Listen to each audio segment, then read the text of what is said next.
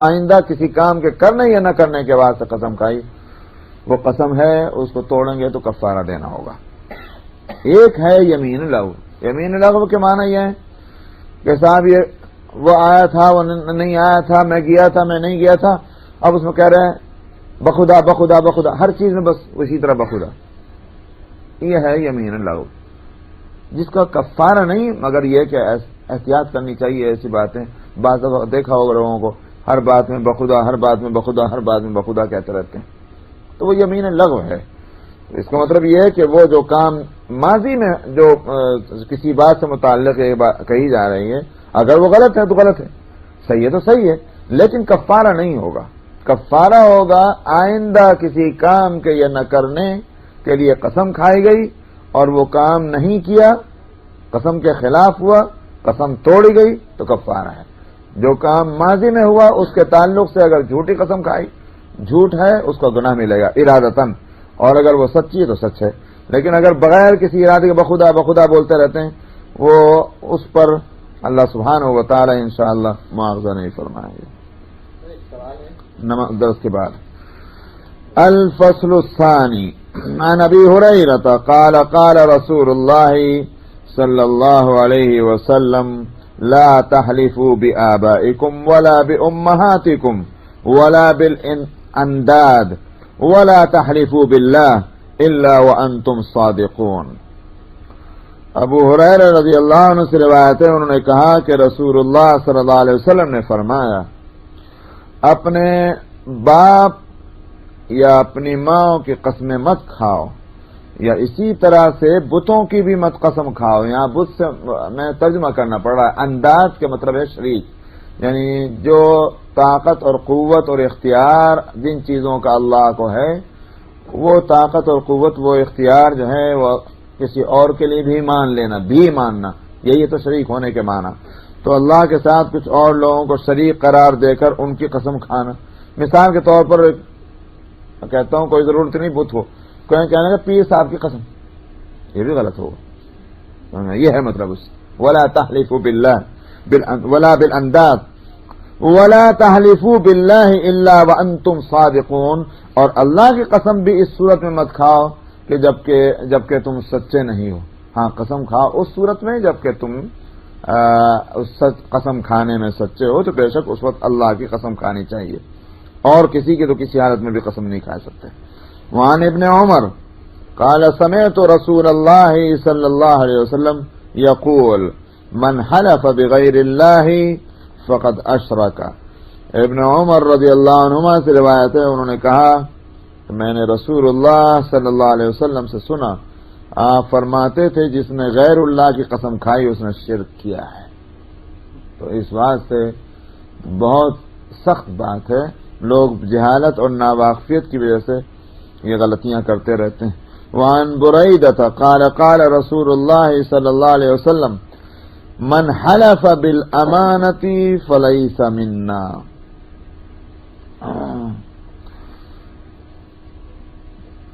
امانت کے معنی یہی ہوئے کہ بھئی مثال کے طور پر کسی شخص نے کوئی $1000 آپ کے پاس رکھوائے، یا کوئی سونے یا چاندی کا کوئی چیز قیمتی رکھوا دی، اور کہا کہ بھائی اس کی قسم کھاتا ہوں۔ ہوتا تھا پہلے، یہ آج طریقہ نہیں ہے، لیکن دور جاہلیت میں مشرکین میں اس طرح کی قسم کا رواج تھا۔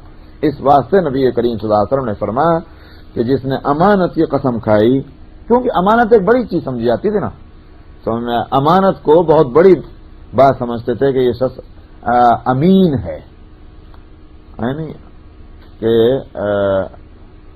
ٹریجری اس کے مطلب قابل ٹرسٹ ہے یہ آدمی جس کو امانت دی گئی ہے، اس واسطے اس کے قسم کھا لیتے۔ تو نبی کریم صلی اللہ علیہ وسلم نے فرمایا جس نے امانت کی قسم کھائی وہ ہم میں سے نہیں ہونے کے معنی یہ ہوئے کہ وہ جاہلیت کے طریقے پر ہے، اس لیے کہ جاہلیت کا شعار تھا یا ان کے اپنا رواج تھا۔ وعنہ قال قال رسول اللہ صلی اللہ علیہ وسلم من قال انی بریء من الاسلام فإن كان كاذبا فهو كما قال وإن كان صادقا فلن يرجع إلى الإسلام سالما۔ بریدہ رضی اللہ عنہ سے روایت ہے، انہوں نے کہا کہ رسول اللہ صلی اللہ علیہ وسلم نے فرمایا جس نے کہا کہ میں اسلام سے بری ہو جاؤں. مطلب کیا؟ اگر میں ایک کام کروں تو میں مسلمان نہ رہوں. مثلا ایک بار دیکھا ہو کبھی بعض لوگوں کو بہت دیکھنے میں آئے گا، میں اگر میں ایک کام نہ کروں تو کافر ہو جاؤں، میں ایک کام نہ کروں تو اسلام مجھے کلمہ نصیب نہ ہو. اس طرح کی باتیں جو یہ ہے وہ بات.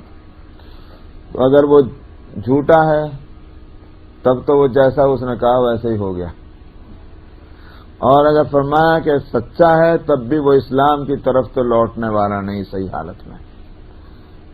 بہت بھاری بات اس نے کہی ہے. تو اللہ سبحانہ و تعالی ایسے ناقدروں کی کہیں کو قدر کریں کہ جو اسلام کو انہوں نے اپنے بالکل جوتی کا تسمہ ہی بنا کے رکھ لیا، جب چاہے گا اس کو اٹھا کے ٹکرا دے. اس لیے وہ اسلام کی طرف صحیح سالم لوٹ نہیں سکے گا. تو اس واسطے ایسے جملے نہیں بولنے چاہیے. وعن ابی سعید الخدری قال كان رسول الله صلی اللہ علیہ وسلم اذا اجتهد في اليمين قال لا والذي نفس ابي القاسم بيده. ابو سعید خدری رضی اللہ عنہ سے روایت ہے، انہوں نے کہا کہ رسول اللہ صلی اللہ علیہ وسلم جب قسم میں زور پیدا کرنا چاہتے تھے، ہوتا ہے نا بھائی قسم، بڑی بڑی قسم کیوں کھاتے ہیں بعض لوگ، ذرا قسم بھی اور زوردار ہو. تو نبی کریم صلی اللہ علیہ وسلم اپنی قسم کو جب زیادہ پرزور بنانا چاہتے تو آپ فرماتے تھے لا والذی نفس ابی القاسم بیدی، نہیں ایسا نہیں، قسم ہے اس ذات کی کہ ابو القاسم کی جان اس کے ہاتھ میں ہے. ابو القاسم کنیت تھی نبی کریم صلی اللہ علیہ وسلم کی، اس واسطے آپ کبھی یہ فرما دیتے تھے جیسے کہتے ہیں کہ میری جان جس کے قبضے میں ہے، یعنی اللہ سبحانہ و تعالی. تو زور ڈالنے کے لیے یہ انداز تھا. وعن ابی ہریرہ قال كانت يمين رسول الله صلی اللہ علیہ وسلم اذا حلف لا واستغفر اللہ. ابو ہریرہ رضی اللہ عنہ سے روایت ہے، انہوں نے کہا کہ رسول اللہ صلی اللہ علیہ وسلم کی قسم یہ ہوا کرتی تھی لا واستغفر، نہیں استغفر اللہ. مطلب یہ ہے کہ یہ بھی انداز تھا، حالانکہ اس کو قسم نہیں کہا جائے گا، لیکن قسم کی جگہ آپ اس طرح کے الفاظ بھی استعمال کر لیتے تھے. نہیں ایسا نہیں، قسم اللہ استغفر اللہ. تو استغفر اللہ کے الفاظ یہ بہت ہی اچھا، کیونکہ اس کا مطلب کیا ہے کہ بھئی اللہ سے میں معافی چاہتا ہوں، اللہ کو یاد کرنا ہے بس. اس کا مطلب یہ ہے کہ گناہ تو کیا ہوتا ہے اور ثواب ملے گا ایسا لفظ بولنے پہ. وعن ابن عمر ان رسول اللہ صلی اللہ علیہ وسلم قال من حلف على يمين فقال ان شاء الله فلا حنث عليه.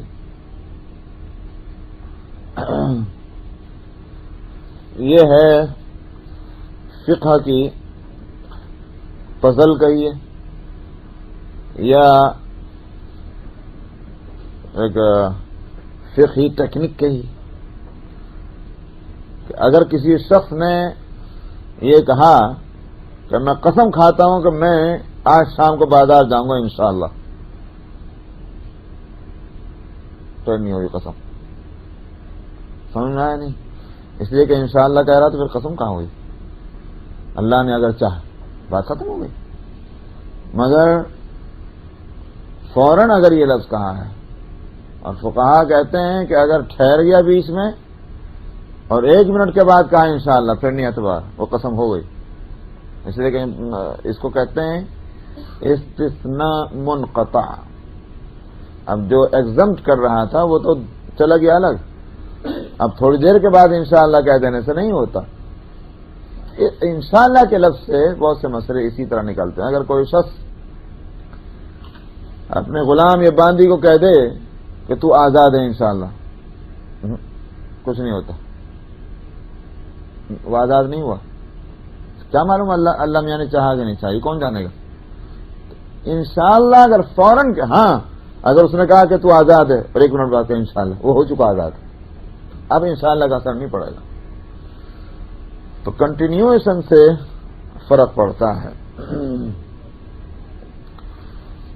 الفصل الثالث عن ابي الاحوص عوف بن مالك عن ابي قال قلت يا رسول الله ارايت ابن عم لي اتيه اساله فلا يعطيني ولا يصلني ثم يحتاج الي فياتيني فيسالني وقد حلفت ان لا اعطيه ولا اصله فامرني ان آتی الذی هو خیر واکفر عن یمینی.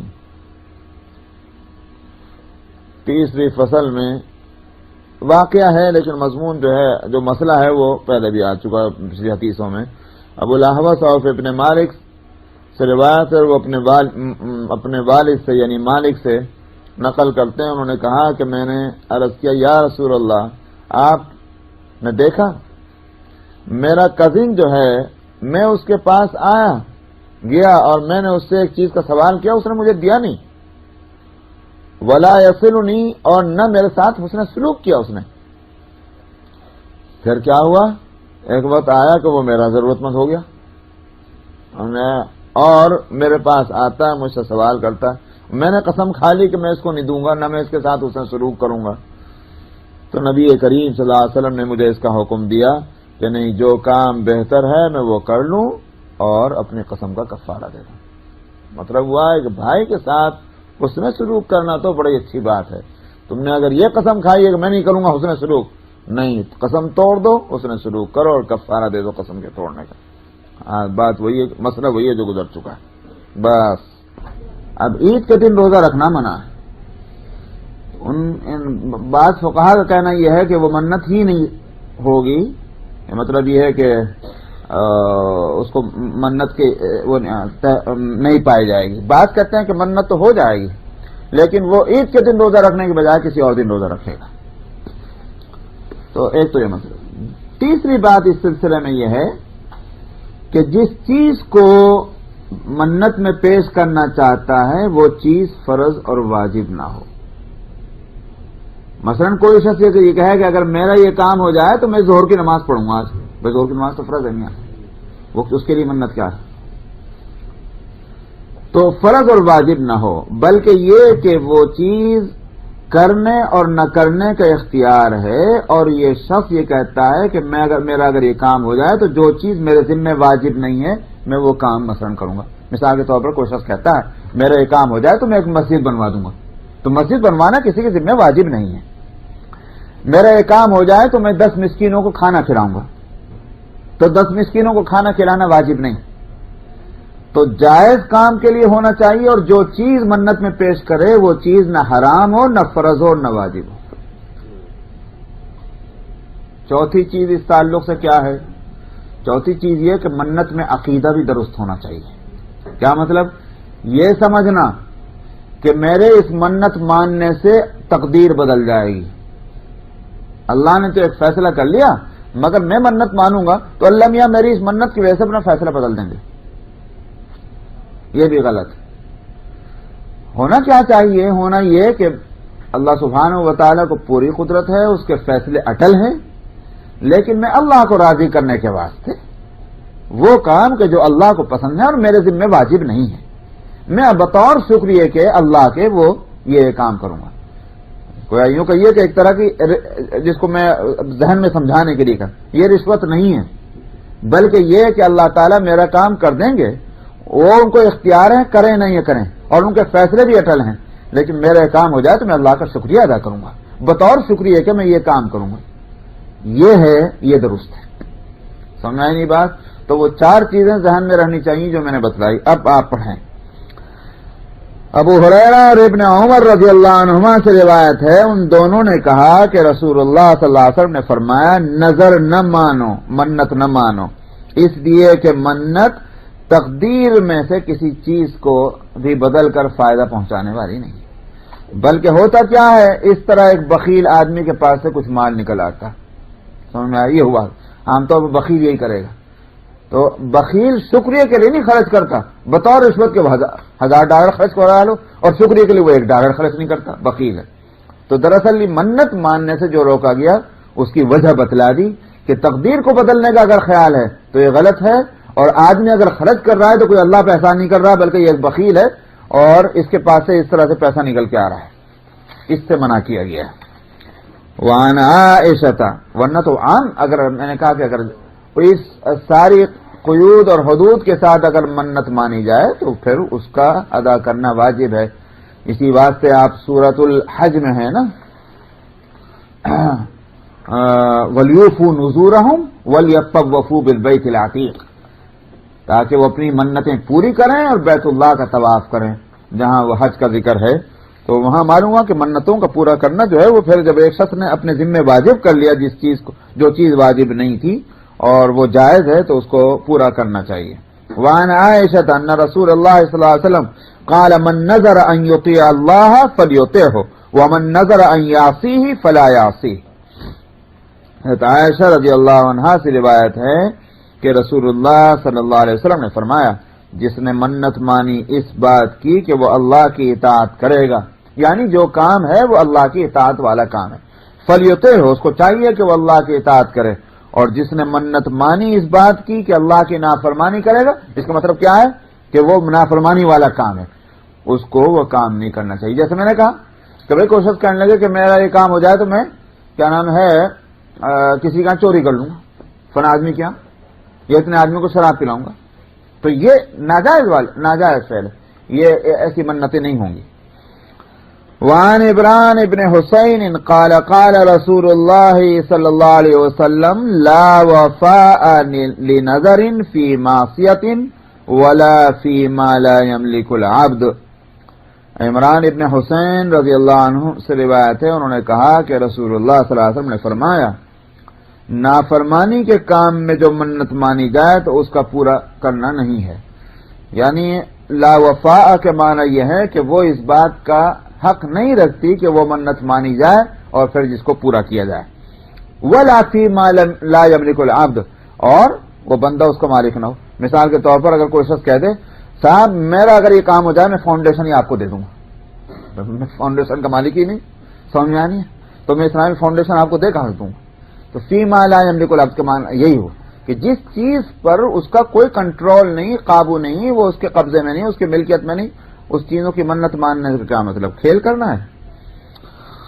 وفی روایت لا نظر فی معصیت اللہ ولا وفاء لنظر کے معنی یہاں ہو گئے کہ اللہ کی نافرمانی کے کاموں میں منت نہیں مانگی جاتی. وعن عقبہ ابن عامر عن رسول اللہ صلی اللہ علیہ وسلم کفارۃ النظر کفارۃ الیمین. صاحب وہ جو ابھی حدیث آئی ہے کہ جو نافرمانی والی منت ہوگی اس کا پورا کرنا نہیں، اس کے معنی کیا ہوئے؟ بظاہر یوں سمجھ میں آ رہا ہے کہ اگر کوئی گناہ والی چیز کی منت مانی تو منت ہی نہیں پائی گئی، یہ بظاہر اس کے معنی سمجھ میں آ رہے ہیں، لیکن ایسا نہیں ہے. بعض فقہاء نے تو بے شک وہی معنی لیے ہیں، حنفیہ یہ معنی نہیں لیتے. حنفیہ کہتے ہیں کہ اس کام کو کرے گا نہیں جو گناہ والا کام ہے، اور جو منت میں دینا طے کیا وہ اس کو دینا پڑے گا. مثال کے طور پر اگر یہ ہوا کہ اگر میں فلاں شخص کو قتل کرنے میں کامیاب ہو گیا اور جس کا قتل کرنا ناجائز ہے، تو میں مثال کے طور پر 10 روزے رکھوں گا، مثال کے طور پر 10 آدمیوں کو کھانا کھلاؤں گا. قتل کرنا ناجائز ہے، اس کو قتل نہیں کرے گا، اور اپنے ذمے جو اس نے یہ لگا لیا ہے کہ 10 روزے رکھوں گا، اس کو 10 روزے رکھنے چاہیے وغیرہ وغیرہ. یہ ہے کیوں؟ اس واسطے کہ کفارۃ النظری جو کفارہ ہے، اس نے اپنے ذمے جب ایک کام کیا تو اس کے معنی یہ ہے قسم کے طور پر، ایک بطور قسم کے جو درجہ قسم کا ہوگا وہی درجہ منت کا ہوگا. قسم میں کیا ہے؟ اگر کوئی شخص یہ کہے کہ میں قسم کھا کے کہتا ہوں میں فلاں کو قتل کروں گا، قتل کرنا ناجائز ہے، کفارہ دینا پڑے گا. تو وہی صورت یہاں ہے، منت ناجائز ہے مگر یہ کہ اس کو منت کے لیے جو اس کو دینا ہے وہ دینا پڑے گا. یہ ہے حدیث کا حاصل کفارۃ النظر، کہ نظر کا کفارہ جو ہے وہ وہی ایسا ہی ہے جیسے قسم کا کفارہ ہوتا ہے. تو پچھلے باب میں گزر چکا ہے کہ اگر گناہ کے لیے قسم کھائے تو گناہ کا کام تو نہیں کرے گا مگر کفارہ دے گا. وہی صورت یہ حنفیہ کا کہنا ہے. وعن ابن عباس قال بين النبي صلى الله عليه وسلم يخطب اذا هو برجل قائم فسأل عنه فقالوا ابو اسرائيل نذر ان يقوم ولا يقعد ولا يستظل ولا يتكلم ويصوم فقال النبي صلى الله عليه وسلم مروه فليتكلم وليستظل وليقعد وليتم صومه. حضرت ابن عباس رضی اللہ عنہ سے روایت ہے، انہوں نے کہا کہ اس درمیان میں کہ نبی کریم صلی اللہ علیہ وسلم ایک روز خطبہ دے رہے تھے تو ایک آدمی کھڑا ہوا تھا نظر آیا. نبی کریم صلی اللہ علیہ وسلم نے اس کے بارے میں پوچھا کہ بھئی یہ کون آدمی جو اتنی دیر کھڑا ہی ہے، بیٹھتے ہی نہیں. بھائی خطبہ ہے، تقریر ہو رہی جو بھی ہے تو اور لوگ بیٹھتے ہیں، لیکن یہ آدمی کھڑا ہی کھڑا، تو یہ کون ہے؟ تو بتایا لوگوں نے کہ یہ ابو اسرائیل ہے، مطلب یہ کہ اس کا وہ خطاب رہا ہوگا یا کنیت، وہ بنو عامر ابن لوئی خاندان کا ایک فرد تھا، ابو اسرائیل اس کا نام ہوگا یا کنیت ہوگی۔ اس نے منت مان رکھی ہے اس بات کی کہ وہ کھڑا ہی رہے گا، بیٹھے گا نہیں، اور کسی سائے اپنے اوپر سایہ نہیں کرے گا، مطلب کسی سائے کی جگہ نہیں جائے گا، اور ولا یتکلم، اور کبھی کسی سے بات نہیں کرے گا، وہ یصوم، اور روزہ رکھے گا۔ سمجھ میں آیا؟ مطلب یہ کہ چلا جب تک بھی ساری عمر کے روزہ۔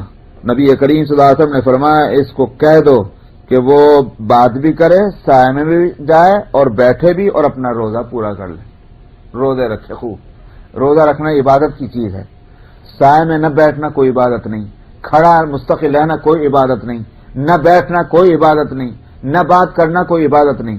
تو جو عبادت ہے اسے کرے، باقی چیزیں چھوڑ دو۔ یہ ہے نبی کریم مطلب ہوا کہ اگر کوئی کام اپنے ذمہ میں ایسا کیا جس میں عبادت کا کوئی پہلو نہیں پایا جاتا، اس سے منت نہیں ہوتی۔ کوئی شخص کہ میں کھڑے ہی رہوں گا، اس سے کیا؟ یہ منت نہیں بنی، سمجھ نہیں؟ منت کے میں وہ کام اپنے ذمہ کیا جائے کہ جس میں عبادت کی شان پائی جاتی ہو۔ نوافل پڑھنے کی بات کیا ہے، روزہ رکھنے کی بات کیا ہے، مسکینوں کو کھانا کھلانے کی بات کیا ہے، مسجد بنانے کی بات کیا ہے، وغیرہ وغیرہ۔ یہ جو وہ کام کہ جو اللہ کی خوشنودی کے لیے ہو سکتے ہیں وہ کام کرے، جس کا تعلق اس طرح کی چیزوں سے نہیں تو اپنے ذمہ وہ کرنے کا کوئی فائدہ نہیں۔ کھڑا رہوں گا میں تو بھائی، کھڑا رہنے سے کیا ہوتا؟ وعن انس ان النبي صلى الله عليه وسلم راى شيخا يهادي بين ابنيه فقال ما بال هذا؟ قالوا نظر ان يمشي الى بيت الله، قال ان الله تعالى عن تعذيب هذا نفسه لغني وامره ان يركب۔ وفي روايه لمسلم عن ابي هريره قال اركب ايها الشيخ فان الله غني عنك وعن نظرك۔ حضرت انس رضی اللہ عنہ سے روایت ہے کہ نبی کریم صلی اللہ علیہ وسلم نے فرمایا کہ نبی کریم صلی اللہ علیہ وسلم نے ایک بوڑھے آدمی کو دیکھا کہ اپنے دو بیٹوں کے کندھوں سے سہارا لے کر جا رہا تھا۔ یہ ہے یوہادی، یعنی خود نہیں چل سکتا، دو آدمیوں کے سہارے ان پر اپنا بوجھ ڈال کر کے اور چلنا، یہ ہے۔ تو اپنے دو بیٹوں کے کندھوں پر وہ سہارا لے کر وہ بوڑھا آدمی چل رہا تھا۔ آپ نے پوچھا بھائی اس کو کیا ہوا؟ ما بال هذا؟ لوگوں نے بتایا کہ اس نے منت مان رکھی ہے کہ بیت اللہ کی طرف چل کے جائے گا، تو اس واسطے اب چلا تو جاتا نہیں، دو آدمیوں پہ سوار اپنا بوجھ ڈالے چلے جا رہے ہیں۔ تو آپ نے فرمایا اللہ تعالی اس بات سے غنی ہے کہ اس آدمی کی جان کو جو ہے وہ تکلیف میں ڈالے۔ کیا فائدہ ہے اس طرح اپنے آپ کو تکلیف میں ڈالنے سے؟ اللہ کو کیا فائدہ پہنچے گا؟ مطلب یہ کہ اللہ کو کسی بات سے نہیں فائدہ پہنچتا، مگر یہ کہ آخر اللہ کے واسطے اس طرح اپنے آپ کو ہلاک کرنا کیا مانے؟ مسئلہ بتلا دوں۔ بے شک پیدل چلنا حج کے لیے ہو، کسی نیک کام کے لیے ہو، چونکہ انسان اپنے اوپر مشقت ڈال رہا ہے اللہ کی خاطر، بہت اچھی بات ہے، مگر ایک شرط ہے، اور شرط یہ ہے کہ اس تکلیف کے اٹھانے کی طاقت ہو۔ اگر اس تکلیف کو اٹھانے کی طاقت ہے تو اللہ کے راستے میں جتنی تکلیف اٹھائے گا اس کا اجر بڑھے گا۔ لیکن یہاں قصہ کیا ہے؟ یہاں اس میں طاقت نہیں ہے، دوسرے آدمیوں کو الگ مصیبت میں ڈال رہا ہے۔ تو جس چیز سے کرنے کی طاقت نہیں تھی وہ تکلیف اٹھانا جو ہے اللہ کے واسطے، اللہ کو ان باتوں سے کوئی کیا فائدہ پہنچے گا؟ اس سے منع کیا گیا ہے۔ تو اس لیے کہ یہ تکلف ہے، یہ تکلیف اٹھانا تکلف کے ساتھ، اور تکلف کے ساتھ تکلیف اٹھانے سے کوئی فائدہ نہیں ہوگا، یہ اس سے روکا ہے۔ اور آپ نے اس کو حکم دیا کہ وہ کسی سواری پر سوار ہو۔ اور مسلم کی روایت میں ابو ہریرہ رضی اللہ عنہ سے روایت ہے، وہ تو انس کی روایت تھی یہاں ابو ہریرہ کی، کہ آپ نے فرمایا اے بڑے میاں سوار ہو جاؤ، اس واسطے کہ اللہ تم سے بھی اور تمہاری منت سے بھی غنی ہے۔ تو اللہ کو کوئی فائدہ پہنچنے والا نہیں کہ جو اس طرح کے تکلف میں پڑا جائے۔ وعن ابن عباس ان سعد بن عبادة استفتى النبي صلى الله عليه وسلم في نذر كان على امه فتوفيت قبل ان تقضيه فافتاه ان يقضيه عنها۔ حضرت ابن عباس رضی اللہ عنہ سے روایت ہے کہ سعد ابن عبادہ رضی اللہ عنہ نے، یہ خزرج کے سرداروں میں تھے مسلمان، انہوں نے نبی کریم صلی اللہ علیہ وسلم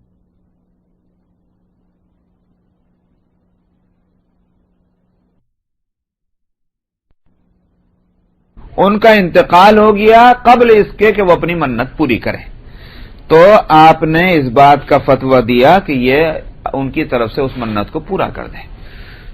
تو معلوم ہوا کہ اگر کوئی شخص اپنی منت نہ پوری کر سکا ہو یا نہ کر سکی ہو، دوسرا آدمی جو ہے وہ اس کی طرف سے پورا کر سکتا ہے۔ اگر اس نے وصیت کی تب تو واجب ہے، اور بشرطے کہ جس کو وصیت کی اس کے اس کے قدرت میں ہو وہ کام کرنا۔ مثال کے طور پر اگر یہ ہے کہ میں 10 آدمیوں کو کھانا کھلانے کا میں نے کی منت مانی تھی، میں نہیں کھلا سکا اور میں مر رہی ہوں، میرے بعد کھلا دینا، تو اور اس کا اتنا پیسہ ہے چھوٹا ہوا تو واجب ہے اس منت کو پورا کرنا۔ لیکن اگر اس طرح کی صورت نہ ہو، کیا مطلب؟ یعنی کوئی چیز چھوڑی نہیں پورا کرنے کے واسطے، یہ وصیت نہیں کی ہے، تو پھر جو ورثہ ہیں وہ ان کے لیے اس بات کا اختیار ہے کہ وہ اس کی طرف سے منت پوری کر دیں۔ تو یہاں فتویٰ دینے کا مطلب کیا ہے؟ استحباباً، نہ کہ لزوماً، لازم نہیں ہے، مستحب ہے کہ ان کی طرف سے منت پوری کر دی جائے، ماں کی طرف سے، باپ کی طرف سے۔ مثال کے طور پر کسی شخص نے منت مانی تھی حج کو جاؤں گا، وہ حج کو نہیں جا سکا، انتقال ہو گیا، تو ہمیں آیا تو پھر اولاد کے لیے مستحب ہوگا کہ وہ ان کی طرف سے منت پوری کر دیں اگر وصیت نہیں کی اور وصیت کے لیے مال نہیں چھوڑا۔ وعن كعب بن مالك قال قلت يا رسول الله ان من توبتي ان انخلع من مالي صدقة الى الله والى رسوله فقال رسول الله صلى الله عليه وسلم امسك بعض مالك فهو خير لك قلت فاني امسك سامي الذي بخيبر متفق عليه وهذا طرف من حديث مطول۔ کعب بن مالک رضی اللہ عنہ سے روایت ہے، انہوں نے کہا کہ میں نے کہا یا رسول اللہ، میری توبہ میں سے ایک بات یہ بھی ہے کہ میرا مال جو ہے وہ پورا کا پورا صدقہ ہو۔ یہ قصہ کون سا ہے؟ سورۃ توبہ میں 11ویں سپارے کے شروع میں وہ ہے وعلی الثلاثۃ الذین خلفوا، جو غزوہ تبوک میں جو 3 صحابہ نہیں جا سکے تھے اور عذر کوئی معقول تھا نہیں، اب چلیں گے اور یہاں تک کہ آپ تبوک سے واپس تشریف لے آئے۔ تو ان تینوں کے جب حاضری ہوئی انہوں نے سچی بات کہہ دی، یا رسول اللہ کوئی عذر نہیں تھا، سستی ہو گئی اور ہم یہ سوچتے رہے اب چلے جائیں گے یہاں تک کہ آپ تشریف لے آئے۔ منافقین نے تو جھوٹ بولا تھا، آگے انہوں نے بھی اپنے عذر پیش کیے، جھوٹ، ان کی تو چھٹی ہو گئی۔ یہ سچ بولنے والے جو مخلص مسلمان تھے یہ پکڑے گئے۔ آپ نے فرمایا کہ تمہارے بارے میں جو اللہ فیصلہ فرمائیں گے وہ ہوگا۔ تو وہ آئے پکڑ میں اور ان کا بائیکاٹ کیا گیا۔ اس میں ایک کعب بن مالک ہے۔ تو کعب بن مالک کی جب توبہ قبول ہوئی اور اس کے بعد انہوں نے خوش ہو کر یہ کہا کہ میرا مال، سارا مال اللہ کے راستے میں صدقہ، اس لیے کہ مال ہی کی وجہ سے نہیں جا سکے تھے کہ وہ کھیتیاں پک رہی تھی کہ اب کیا حضرات یہ فصل ٹوٹ جائے تو میں چلوں، سمجھ میں آیا؟ وہ اس چکر میں تھے اور گھوڑا تھا چونکہ پاس، انہوں نے کہا میں دوڑ کے جا کے پکڑ لوں گا گھوڑے پہ بیٹھ کے۔ وہ 1 دن سے 2 دن، 2 دن سے 3 دن، وہ چلتا رہا، نتیجہ یہ ہوا کہ نبی کریم صلی اللہ علیہ وسلم واپس بھی تشریف لے آئے۔ ہر دن کوئی نہ کوئی کاروبار کی الجھن پیش آتی رہی۔ تو کعب بن مالک رضی اللہ عنہ نے جب توبہ قبول ہوئی تو انہوں نے کہا کہ میں اللہ کے واسطے یہ سارا مال کے جو میرے لیے رکاوٹ بنا ہے یہ اللہ کے راستے میں صدقہ، وہ ہے مسئلہ یہ۔ تو نبی کریم صلی اللہ علیہ وسلم سے عرض کیا کہ میری توبہ کے میں سے ایک قصے میں یہ بات بھی ہے کہ میں اپنا پورا مال اللہ اور اس کے رسول کے لیے صدقہ دے دوں۔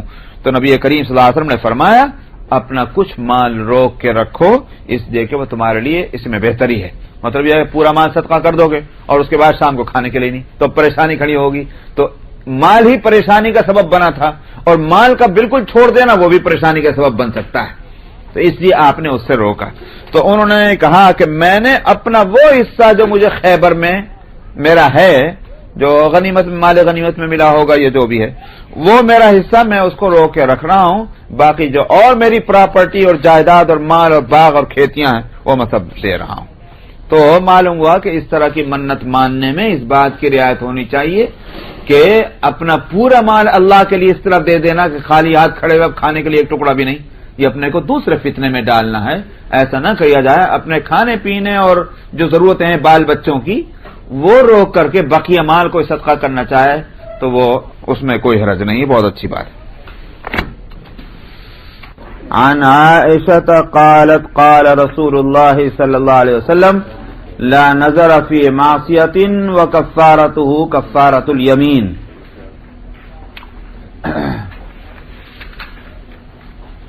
حضرت عائشہ رضی اللہ عنہا سے روایت ہے، انہوں نے کہا کہ رسول اللہ صلی اللہ علیہ وسلم نے فرمایا کہ گناہ کے کام میں منت نہیں ہے، یعنی اگر کسی گناہ والی بات کے لیے منت مانی، اس کے میں نے مثالیں دی تھی کہ اگر کوئی شخص یہ کہے کہ میں اگر یہ چوری کر لوں تو اس کا منت ہی ہوگی، مثلا کچھ بھی، تو وہ گناہ کا کام ہے، اس کے لیے منت نہیں ہوگی، اور کفارہ ہوگا، اس کا کفارہ وہی ہوگا جو قسم کا کفارہ ہے، جو قرآن شریف میں جس کا تذکرہ ہے، تو اس منت کو پورا نہ کرے، کفارہ دے دے۔ وعن ابن عباس ان رسول اللہ صلی اللہ علیہ وسلم قال من نذر نذرا لم يسمه فکفارته ککفارۃ یمین۔ حضرت ابن عباس رضی اللہ عنہ سے روایت ہے کہ رسول اللہ صلی اللہ علیہ وسلم نے فرمایا جس نے کوئی منت مانی اور اس نے متعین نہیں کیا کیا وہ دے گا یا کیا کام کرے گا، کہ اگر میرے یہ کام ہو جائے تو میں اللہ کے واسطے ایک منت مانتا ہوں، بس اتنا لفظ کہا۔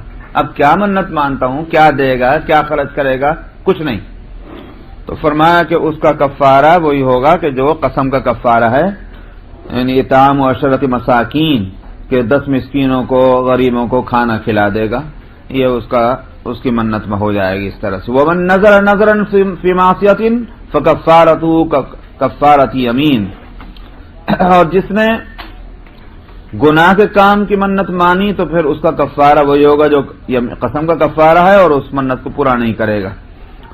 اور ومن نذر نذرا لا یطیقہ فکفارتہ کفارۃ یمین، اور کسی شخص نے اگر ایسی منت مانی کہ جس کام کے کرنے کی طاقت اس میں نہ ہو تو بھی اس کا کفارہ قسم کا کفارہ ہوگا۔ مثال کے طور پر اگر کوئی شخص یوں کہنے لگے میرا اگر یہ کام ہو جائے تو میں امریکہ سے پیدل جاؤں گا حج کرنے، بھائی کیسے جائے گا پیدل، بیچ میں سمندر پڑا ہوا ہے، تو اس صورت میں کیا ہے، اس کا کفارہ جو ہے وہ ایک قسم کا کفارہ ہوگا، 10 مسکینوں کو کھانا کھلا دے گا۔ ومن نذر نذرا اطاقہ فلیفی بہ، اور اگر کسی شخص نے ایسی منت مانی کہ جس کام کے کرنے کی اس میں طاقت ہے تو پھر اس کو چاہیے کہ وہ اسے پورا کر لے۔ وعن ثابت بن الضحاك قال نذر رجل على عهد رسول الله صلى الله عليه وسلم ان ينحر ابلا ببوانة فأتى رسول الله صلى الله عليه وسلم فأخبره فقال رسول الله صلى الله عليه وسلم هل كان فيها وثن من أوثان الجاهلية يعبد؟ قالوا لا. قال فهل كان فيها عيد من أعيادهم؟ قالوا لا. فقال رسول الله صلى الله عليه وسلم أوفي بنذرك فإنه لا وفاء لنذر في معصية الله ولا فيما لا يملك ابن آدم.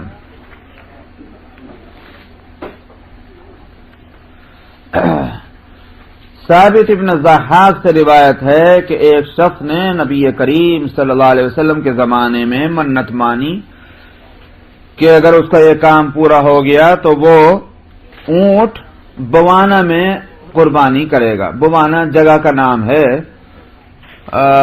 مکہ مکرمہ سے ساؤتھ میں، مگر یلملم سے پہلے۔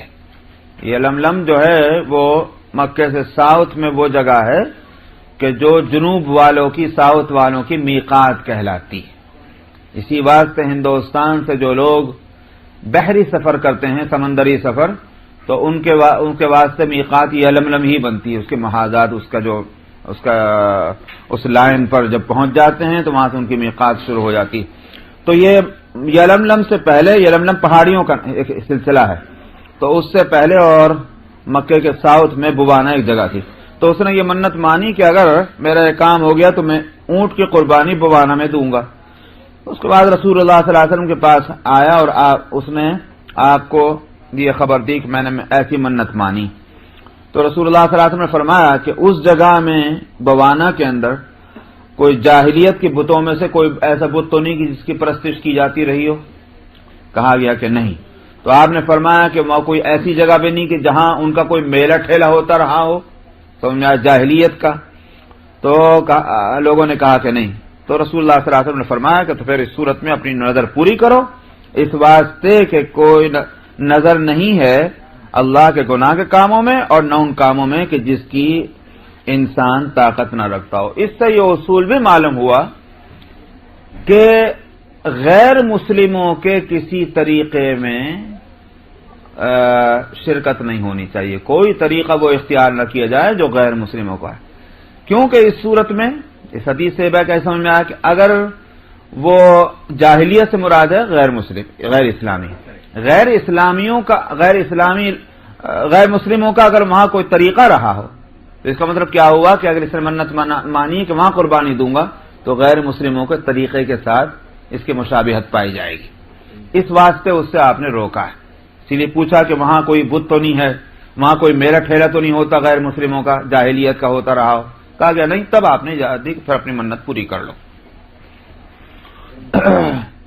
وعن عمرو بن شعيب عن أبي عن جدي أن امرأة قالت يا رسول الله إني نذرت أن أضرب على رأسك بالدف قال أوفي بنذرك، رواه أبو داود۔ وزاد رزين قالت ونذرت أن أذبح بمكان كذا وكذا، مكان يذبح فيه أهل الجاهلية، فقال هل كان بذلك المكان وثن من أوثان الجاهلية يعبد؟ قالت لا۔ قال هل كان فيه عيد من أعيادهم؟ قالت لا۔ قال أوفي بنذرك۔ عمرو بن شعیب اپنے والد سے اور وہ اپنے والد سے روایت کرتے ہیں کہ ایک عورت نے کہا یا رسول اللہ میں نے منت مانی کہ میں آپ کے سامنے دف بجاؤں گی، جیسے کہ یہ ڈھپڑی ہمارے یہاں کہتے ہیں نہیں، تو ایک تو ہوتا ہے باجا، وہ الگ چیز ہے، وہ تو منع ہے، اور ایک کہتے ہیں ڈھپڑی۔ تو وہ ڈھپڑی کیا ہوتی ہے کہ اس میں کوئی تال و سر نہیں ہوتا، بس ہاتھ سے مارو دب دب دب دب دب، وہ سمجھ میں آیا، اس کو کہتے ہیں دف۔ تو میں آپ کے سامنے ڈھپڑی بجاؤں گی۔ وہ ہوتا تھا جیسے لڑکیاں، آپ نے دیکھا ہوگا کہ کسی گول چیز پہ اپنا جھلی کسی جانور کی مر دی اپنا ڈب ڈب کرتی پھر رہی، تو وہ دف کہلاتی تھی۔ ذرا اور بڑا ہو جائے وہ تو اس کو ہمارے یہاں ڈپڑا بولتے ہیں، تو دف۔ تو آپ نے فرمایا اپنی نظر پوری کر لو۔ یہ ایک موقع پر نبی کریم صلی اللہ علیہ وسلم غزوے سے تشریف لا رہے تھے، تو اس وقت انہوں نے منت مانی ہوگی کہ اگر رسول اللہ صلی اللہ علیہ وسلم خیریت سے تشریف لے آئے تو میں اپنی خوشی میں ڈھپڑی پیٹوں گی۔ تو آپ نے فرمایا ٹھیک ہے۔ معلوم ہوا کہ بغیر تال و سر کے ڈھپڑی بجانا مباح ہے، اسی واسطے نبی کریم صلی اللہ علیہ وسلم نے ایک اور موقع پر فرمایا اعلنوا النکاح ولو کان بالدف، کہ نکاح کا اعلان کرو اگرچہ ڈھپڑی بجا کر کیوں نہ ہو۔ اس کا مطلب وہی باجا نہیں ہے، بلکہ یہ کہ پتہ نہیں اور جگہ تو مجھے نہیں دیکھنے کا موقع ملا، ہمارے طرف بلکہ میں نے اور ہماری طرف کا بھی یہ نہیں کہ بالکل نارتھ انڈیا کی بات میں کہہ رہا ہوں، بلکہ دیوبند کے اندر میں نے ایک دستور دیکھا تھا، اب وہ ختم ہو گیا، افسوس ہے کہ میرے بچپن کیا بلکہ بہت ہی میرے خیال سے اب سے 10 سال 13 سال سے یہاں ہو گئے، 20 سال پہلے تک میں دیکھتا تھا کہ جب نکاح ہو جاتا تھا اور قاضی نے خطبہ پڑھا اور اس نے کہا میں نے قبول کی، تو وہ آدمی بٹھا دیا کرتے، وہ اپنے لکڑی سے دھڑ دھڑ دھڑ دھڑ اس میں مار دیا کرتا تھا نفر پہ، تو وہ ایک دف تھا۔ تو اس کو آپ نے فرمایا کہ نکاح کا اعلان کر دو اگرچہ وہ دف بجا کر ہی کیوں نہ ہو، تو وہ اعلان کے واسطے ہوتا تھا کہ نکاح ہو گیا بھائی، تاکہ لوگوں کو معلوم ہو جائے۔ چنانچہ وہ جیسی آواز آتی تو لوگ محلے والے پوچھے، اول تو محلے والے شادی میں شریک ہوتے تھے، لیکن اگر کہیں دور آواز پہنچ گئی تو بھائی کیا ہوا، کسی کا نکاح ہوا کہ ہاں بھائی فلاں کیا نکاح ہوا، مقصد وہی تھا کہ لوگوں کو پتہ چل جائے کہ فلانے کے خاندان میں نکاح ہوا ہے، فلانے کی بیٹی سے فلانے کا لڑکا ہے، یہ بات لوگوں کو معلوم ہو جانی چاہیے۔ تو مباح ہے، اس لیے آپ نے مباح چیز کے لیے اجازت دی کہ اپنی نظر پوری کر لو۔ اور رزین نے اس میں اضافہ کیا ہے کہ اس عورت نے کہا کہ میں نے یہ بھی منت مانی ہے کہ میں فلاں فلاں جگہ میں ایک جانور ذبح کروں گی بطور قربانی کے، اور وہ مکان وہ تھا، وہ جگہ وہ تھی کہ جس میں جاہلیت کے زمانے میں کچھ لوگ قربانی دے دیا کرتے، جانور قربان کیا کرتے تھے۔ کوئی جنگل تھا، جیسا ہوتا ہے کہ بھائی فارم میں لے جا کر کوئی قربانی کر لیجئے، تو آپ نے فرمایا کیا اس جگہ میں کوئی جاہلیت کے بتوں میں سے کوئی بت ہے جس کی عبادت کی جاتی رہی ہو؟ اس عورت نے کہا کہ نہیں۔ پھر آپ نے فرمایا کہ وہاں کوئی میلہ ٹھیلا ہوتا رہا ہے جاہلیت کا؟ اس عورت نے کہا کہ نہیں۔ تو پھر آپ نے فرمایا کہ اپنی نظر پوری کر لو۔ وعن ابی لبابۃ انہ قال للنبی صلی اللہ علیہ وسلم ان من توبتی ان اہجر دار قومی التي اصبت فيها الذنب وان انخلی من مالی کلہ صدقۃ قال یجزی عنک الثلث۔ ابو لبابہ ایک صحابی ہیں، ان سے غلطی ہو گئی تھی۔ غلطی کیا ہوئی تھی کہ بنو قریظہ کا جو یہودیوں کا ایک قبیلہ تھا، اور انہوں نے غزوہ خندق کے موقع پر جبکہ یہ مدینے میں رہنے والے تھے اور یہ ان سے معاہدہ تھا، اور معاہدے کا حاصل یہ تھا کہ بھئی جس حال میں ہم اس حال میں تم، مطلب یہ کہ یہ ایگریمنٹ تھا کہ تم اس شہر کے اور اس علاقے کے رہنے والے ہو اور ہم تمہارا پروٹیکشن کریں گے، تو تمہارا دشمن ہمارا دشمن اور ہمارا دشمن تمہارا دشمن ہوگا، اس طرح کا معاہدہ۔ غزوہ خندق جب ہوا تو انہوں نے اس میں خفیہ طور پر سازش کی مسلمانوں کو نقصان پہنچانے کے لیے، دشمنوں کا ساتھ دیا، اور جہاں عورتیں تھیں تو وہاں انہوں نے حملہ بھی کیا۔ تو معاہدے کی خلاف ورزی ہوئی تو نبی کریم صلی اللہ علیہ وسلم نے غزوہ خندق سے فارغ ہونے کے بعد اللہ سبحانہ و تعالیٰ کے حکم سے وہ ان کا گویا یوں کہیے کہ محاصرہ کر لیا۔ تو جب محاصرہ ہوا، گھرا ہوا، تو اب یہ تنگ آئے، انہوں نے نبی کریم صلی اللہ علیہ وسلم سے کہا کہ ابو لبابہ کو آپ ہمارے پاس بھیج دیجئے، ہم ان سے مشورہ کرنا چاہتے ہیں۔ ابو لبابہ صحابی ہیں اور ان کے بال بچے ان کے تحویل میں تھے بنو قریظہ کے۔ چنانچہ آپ نے کہا جاؤ، صحابی ہیں تو توقع تو اس کی نہیں تھی کوئی گڑبڑ کر سکیں گے، مسلمان تھے، صحیح مسلمان تھے۔ چنانچہ وہاں گئے تو بنو قریظہ نے ان سے پوچھا کہ تمہارا مشورہ کیا ہے، کیا ہم محمد صلی اللہ علیہ وسلم کے کہنے کے مطابق ہم اپنے گھروں سے باہر نکل آئیں؟ جو گھر بھی کیا یوں کہیے کہ وہ جیسے قلعہ بند ہوا کرتا ہے، جس کو بولا کرتے ہیں ہمارے گاؤں کی زبان میں گڑھی، تو وہ تو وہ گڑھی تھی، تو ہم کیا وہاں سے آ جائیں باہر؟ تو بنو قریظہ نے کہا ہاں، اور ہاتھ سے اشارہ کر دیا یوں، مطلب یہ ہے تمہاری خیر نہیں ہے۔ یہ کہنے کے بعد اب ان کو یہ تنبہ ہوا کہ میں نے جو بات مجھے نہیں کہنی چاہیے تھی وہ بات میں نے کہہ دی۔ اب ان کو اس قدر اس کا افسوس ہوا، ملال ہوا کہ انہوں نے اس کے بعد اپنے کو لے جا کر کے اور مسجد نبوی میں ایک ستون سے، ایک پلر سے اپنے کو باندھ دیا۔ اس کا نام ابھی تک بھی استوانہ ابی لبابہ ہے۔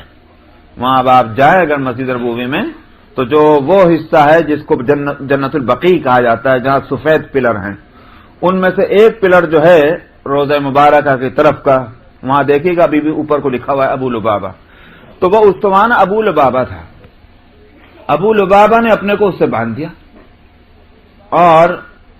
اور یہ کہا کہ میں جب تک بھی اپنے آپ کو نہیں کھولوں گا جب تک کہ میری توبہ قبول نہ ہو جائے۔ تو وہ 7 دن تک وہاں بندھے رہے، اور اس کے بعد وہ رسول اللہ صلی اللہ علیہ وسلم نے فرما دیا کہ بھئی ان کی توبہ اللہ کی طرف سے قبول ہو گئی۔ تو لوگوں نے آگے کہا کہ اب کھول جاؤ، کہ میں تو نہیں کھولوں، رسول اللہ صلی اللہ علیہ وسلم آ کر اپنے ہاتھ سے مجھے کھولیں۔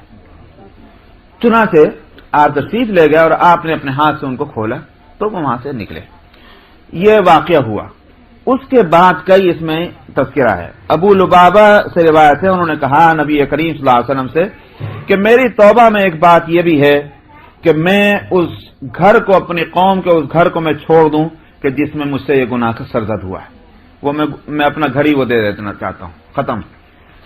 ایسے گھر سے کیا فائدہ؟ وہ ان کا گھر اسی علاقے میں تھا بنو قریظہ، میں وہ گھر ہی اپنا ختم کر دینا چاہتا ہوں کہ جس میں مجھے، جس کی وجہ سے یا جس میں رہتے ہوئے مجھ سے یہ گناہ ہوا، اور میں اپنا پورا کا پورا مال جو ہے میں وہ صدقہ کر دینا چاہتا ہوں۔ میری توبہ کا ایک حصہ یہ بھی ہے۔ تو نبی کریم صلی اللہ علیہ وسلم نے فرمایا کہ 1/3 جو ہے بس وہ کافی ہے۔ تو معلوم ہوا کہ مصلحت کو بھی دیکھا جانا، شریعت مصلحت کو دیکھتی ہے۔ منت تو مانی تھی یہ، مگر پورا مال دے دیجئے تو اس کے بعد کیا ہوگا؟ بچے بھوکے مریں گے، بیوی کا کیا بنے گا، تمہارا کیا ہوگا؟ تو آپ نے فرمایا کہ 1/3، تو وصیت کے لیے بھی یہی ہے کہ اگر کوئی شخص یہ کہہ دے کہ میرے مرنے کے بعد میرا پورا مال جو ہے وہ وقف ہے اللہ کے واسطے یا مسجد کے لیے مدرسے کے واسطے، 1/3 میں وہ وصیت نافذ ہوگی اور 2/3 جو ہے وہ وارثوں کو ملے گا جو بھی اس کا قاعدہ ہے. تو یہاں بھی وہی صورت ہوئی کہ آپ نے فرمایا کہ 1/3 کافی ہے. ثلث. وعن جابر بن عبد الله ان رجلا قام يوم الفتح فقال يا رسول الله اني نذرت لله عز وجل ان فتح الله عليك مكة ان اصلي في بيت المقدس ركعتين قال صل ها هنا ثم اعاد عليه فقال صل ها هنا ثم اعاد عليه فقال شأنك اذن. رواه ابو داود. جابر بن عبداللہ سے روایت ہے کہ ایک شخص فتح مکہ کے دن کھڑے ہوا اور اس نے کہا کہ یا رسول اللہ میں نے منت مانی تھی اللہ تعالیٰ کے لیے کہ اگر اللہ نے مکے کو فتح فرما دیا آپ کے لیے تو میں بیت المقدس میں 2 رکعت نماز پڑھوں گا. یہ منت مانی تھی. تو آپ نے فرمایا یہاں نماز پڑھ لو. کہاں؟ مسجد حرام میں. یہاں نماز پڑھ لو. اس نے پھر یہ کہا یا رسول اللہ میں نے منت مانی تھی کہ میں 2 رکعت بیت المقدس میں پڑھوں گا. آپ نے فرمایا یہاں پڑھ لو. پھر اس نے تیسری مرتبہ جب یہی کہا کہ میں نے تو منت مانی تھی میں بیت المقدس میں نماز پڑھ لوں گا. فرمایا تو پھر جو تیری سمجھ میں آیا. شانوں کا اذن. اس سے مسئلہ یہ نکلا کہ اگر کوئی شخص منت مانے اور اس منت کو اس سے اعلیٰ پیمانے انداز میں پورا کر دے تو وہ منت پوری ہو جائے گی، کیونکہ بیت المقدس کا درجہ مسجد حرام سے نیچے ہے. مسجد حرام میں اگر 50,000 نمازوں کا ثواب ہے تو مسجد اقصی میں 1,000 نماز کا ثواب ملتا ہے ایک نماز کے، تو اس کا درجہ نیچا ہے. تو آپ کے فرمانے سے یہ اصول نکلا کہ اگر منت مانی مثال کے طور پر کوئی شخص کہے کہ میں 10 مسکینوں کو کھانا کھلاؤں گا اور اس نے 50 کو کھلا دیا تو منت پوری ہو گئی. کوئی شخص کہے کہ مسجد نبوی میں نماز پڑھوں گا اور پڑھ لی مسجد حرام میں تو منت پوری ہو گئی، اس لیے کہ اس نے اعلیٰ درجے کی جگہ میں وہ عبادت کر لی ہے. تو اس لیے آپ نے یہ بات فرمائی تھی. مگر جب وہ اصراری کر رہا اس پہ تو آپ نے فرمایا پھر تو جان تیرے حوالے. جیسے کہ مسجد بیت المقدس جانا بہت دور بھی ہے، تکلیف کی بات ہے اور یہاں نماز کا ثواب زیادہ ہے. وعن ابن عباس ان اخت عقبہ ابن عامر نظرت ان تحج ماشیة وانها لا تطيق ذلك فقال النبي صلى الله عليه وسلم ان الله لغني عن مشي اختك فلتركب ولتهدي بدنة. رواه ابو داود والدارمي. وفي رواية لأبي داود فأمرها النبي صلى الله عليه وسلم ان تركب وتهدي هديا. وفي رواية له فقال النبي صلى الله عليه وسلم ان الله لا يصنع بشقاء اختك شيئا فلتركب وتحج وتكفر يمينها. ابن عباس رضی اللہ عنہ سے روایت ہے کہ عقبہ ابن عامر رضی اللہ عنہ کی بہن نے منت مانی کہ وہ پیدل حج کرے گی، حالانکہ ان میں اس کی طاقت نہیں تھی کہ وہ پیدل جا سکیں. تو نبی کریم صلی اللہ علیہ وسلم نے فرمایا کہ اللہ تمہاری بہن کے پیدل چلنے سے مستغنی ہے. اللہ کو کیا فائدہ ہونا، تم پیدل جاؤ یا سوار ہو کے جاؤ، اس سے تو کوئی فرق پڑتا نہیں. تو جس چیز کی طاقت نہیں ہے اس کی منت جب تم نے مانی تو آپ نے فرمایا کہ اس کو چاہیے کہ وہ سوار ہو کر جائے اور ایک بدنہ اس کی قربانی دے دے. بدنہ کہا جایا کرتا تھا اونٹ کو، جو قربانی کا اونٹ ہو تو بدنہ کی قربانی دے دے. اچھا، ایک ابو داؤد کی روایت میں یہ ہے کہ آپ نے حکم دیا، نبی کریم صلی اللہ علیہ وسلم نے حکم دیا کہ وہ سوار ہو اور ایک ہدی یعنی ایک قربانی وہاں دے دے. یہ قربانی جو ہے وہ کہیں کی ہوئی، یہ بطور کفارہ کے ہے کہ چونکہ منت جس طرح مانی تھی اس طرح نہیں پوری ہو رہی ہے، طاقت نہیں اس کو پورا کرنے کی. جب طاقت نہیں تو پہلے حدیث میں آ چکا کہ اس کا کفارہ دینا ہوگا. یہاں کفارہ اس جگہ کے مناسب ہے کہ وہ قربانی دے دے، تو آپ نے اس کو اس طرح متعین کر دیا، ورنہ کفارہ یمین کے طور پر ہوتا. اسی آگے آ رہا ہے.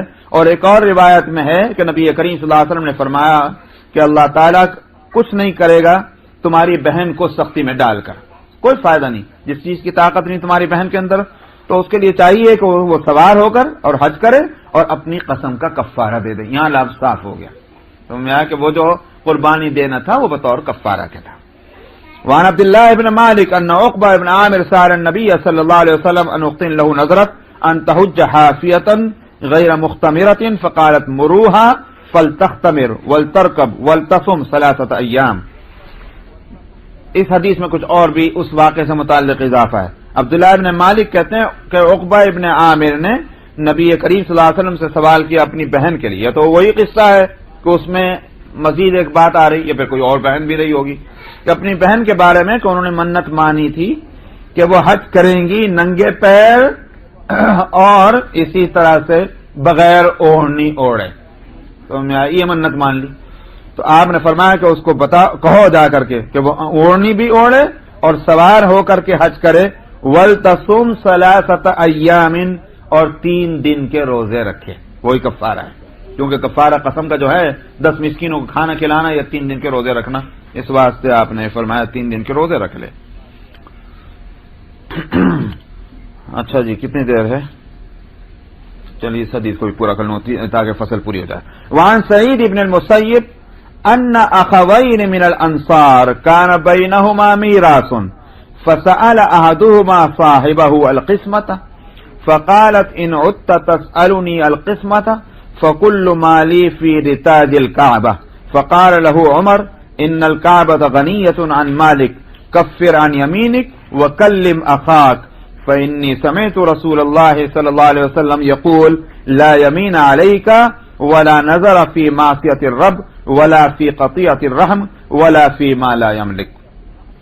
سعید ابن المسیب سے روایت ہے جو مشہور تابعی ہیں، بڑے محدث، بڑے مفسر اور بڑے علماء میں ہیں تابعین میں. ان سے روایت ہے کہ 2 بھائی انصار میں کے ان کے درمیان میراث کا مسئلہ تھا، دونوں کو میراث ملنی تھی. تو ایک نے ان میں سے اپنے دوسرے بھائی سے کہا کہ بھائی مال تقسیم کر لو، میرا حصہ مجھے دے دو، اپنا حصہ تم اپنے پاس رکھ لو. تو اس نے دوسرے نے کہا کہ اگر تم نے پھر دوبارہ مجھ سے یہ مطالبہ کیا تو یہ سارا مال جو ترکے کا ہے میں سب کا سب جو ہے وہ کعبے کی ضرورتوں میں خرچ کر دوں گا. رتاج کعبہ کے معنی یہ ہیں کہ جو ضرورت بھی ہو کعبہ کی، اس میں مثال کے طور پر مرمت کرنے میں یا یہ کہ اور کسی کام میں زیب و زینت میں بہرحال خرچ کر دوں. تو حضرت عمر اب ایک طرح کی یوں کہیے کہ منت کسی صورت ہو گئی، اگر تو نے یہ کہا یہ شرط بن گئی. تو عمر رضی اللہ عنہ نے فرمایا کہ کعبہ مستغنی ہے تمہارے مال سے، تمہارے مال کی کوئی ضرورت کعبۃ اللہ کو نہیں ہے، اس واسطے اپنی قسم کا کفارہ دے دو. ہو سکتا ہے اس نے قسم کھا کر کہا ہو، اپنی قسم کا کفارہ دے دو اور اپنے بھائی سے بات بھی کرو، کیونکہ میں نے رسول اللہ صلی اللہ علیہ وسلم سے سنا تھا کہ تمہارے ذمے نہ قسم ہے اور نہ اللہ کی نافرمانی میں کوئی منت ہے. یعنی نافرمانی کے کام کی قسم بھی نہیں کھانی چاہیے اور نہ اس کی منت ماننی چاہیے. اور اسی طرح سے جس سے کہ قطع رحم ہوتا ہو، یعنی رشتہ داروں کا جو حق ہے اس حق کو توڑنے والی قسم یا اس حق کو توڑنے کے لیے کوئی منت ماننا وہ بھی گناہ ہے. تو یہاں تو رشتہ دار کا حق کہ ترکے کا مال اس کو ملنا چاہیے، وہ کہہ رہا میں نہیں دیتا، میں سارا مال لے جا کے قسم خدا کی میں وہاں جا کے خرچ کر دوں گا. قسم کا کفارہ دو اور اس کا حق ادا کرو. تو اس حدیث سے یہ بات بھی معلوم ہوئی کہ اللہ کی نافرمانی کے ساتھ رشتہ داروں کے جو حق متعلق ہیں اس حق کے خلاف بھی کوئی منت یا قسم نہیں مانی جا سکتی. اچھا صاحب، پتہ نہیں یہ کیا مسائل محرم کے کسی گروپ کے ساتھ جا سکتی ہیں؟ بغیر محرم کے حج ہی فرض نہیں ہوتا، جب تک کہ محرم نہ ملے تو عورت پر حج ہی فرض نہیں ہے. تو جب فرض نہیں تو کیا مشکل ہے، کیا پریشانی کی ضرور جانا؟ میں تو شوق پورا کرنے کو جا رہا ہے کہ بڑا دل چاہ رہا مکہ دیکھنے کو، تو اس کا نام وہ تو حج نہ ہوا. تو حج تو حج ہی کی نیت سے ہوگا، تو حج فرض ہی نہیں ہے ان کے لیے، اس لیے کہ جی ہاں اس بات سے جو ہے جب حج فرض نہیں تو کہیں کو جاتے ہیں، اور اگر گئیں بغیر محرم کے تو حج ادا ہوگا مکروہ کراہت کے ساتھ. یہ تمام فقہ کی کتابوں کے اندر مسئلہ اسی طرح سے لکھا ہوا ہے. ایمبیسی جو ہے سعودی، ان کو چونکہ یہ مسئلہ معلوم ہے اور حج اور عمرے کے واسطے ویزا میں وہاں سے سختی ہے کہ وہ ضرور چیک کریں کہ کوئی محرم ہے کہ نہیں ساتھ میں. اب چیک کرنے کی یہ صورت ہے کہ بھائی تم سرٹیفکیٹ دو کہ تمہارا رشتہ کیا ہے؟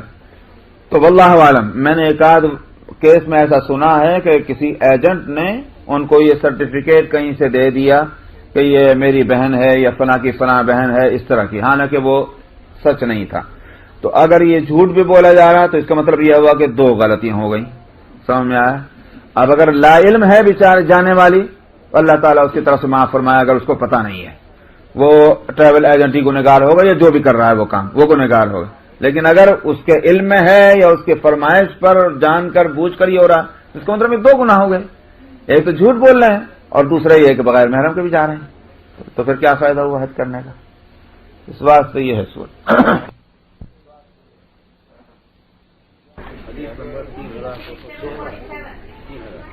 744 تیسری فصل۔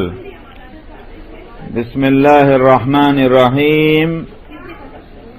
عن عمران بن حسین قال سمعت رسول اللہ صلی اللہ علیہ وسلم يقول النظر نظران فمن كان نظر في طاعة فذلك لله فيه الوفاء ومن كان نظر في معصية فذلك للشيطان ولا وفاء فيه ويكفره ما يكفر اليمين۔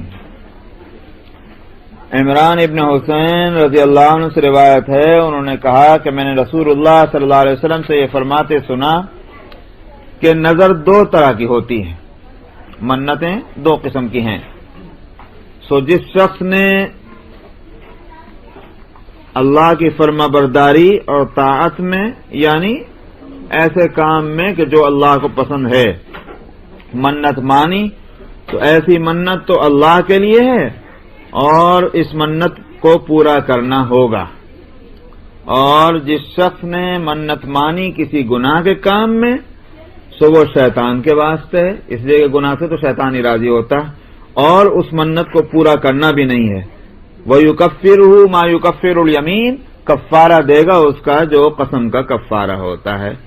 یہی حنفیہ کا مسلک بھی ہے، اور اس سے ایسی حدیثیں پہلے بھی گزر چکی ہیں۔ وعن محمد بن المنتشر قال ان رجلا نظر ان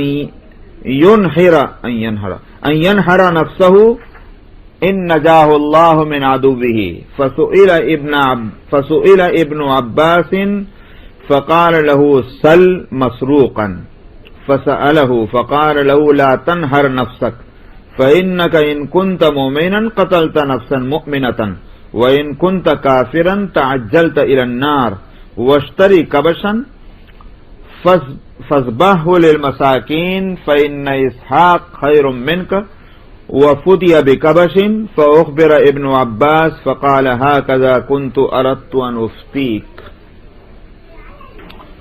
محمد ابن المنتشر سے روایت ہے، انہوں نے کہا کہ ایک شخص نے منت مانی کہ وہ اپنی قربانی دے گا، سن رہا جی، اگر اللہ نے اس کو اب اس کے دشمن سے نجات دے دی۔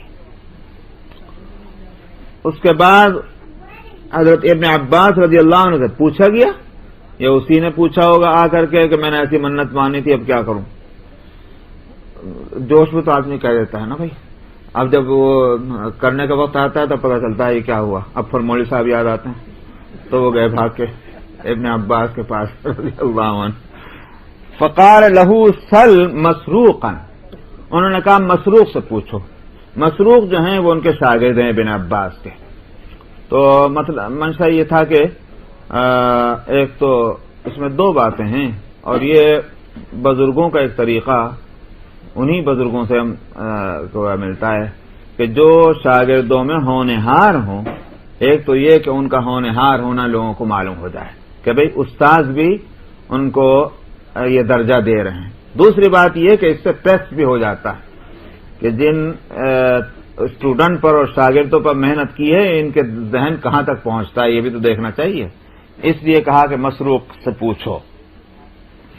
تو مسروق سے پوچھا، انہوں نے کہا کہ اپنے آپ کو قربان مت کرو، کیونکہ اس میں اس کی وجہ بھی بتلائی، کیونکہ اگر تم مومن ہو تب تو تم نے ایک مومن جان کو قتل کیا، اور مومن جان کا قتل کرنا حرام، اور اگر کافر ہو یہ مطلب نہیں کہ چونکہ ایک مسئلہ بتلایا جا رہا ہے، یہ مطلب نہیں کہ ان کو شک ہے کہ تم مومن ہو کافر ہو، مسئلہ بتلا رہے، اور اگر تم کافر ہو تو اس کا مطلب کیا ہوا؟ تم جہنم میں جلدی جا رہے، سمجھا؟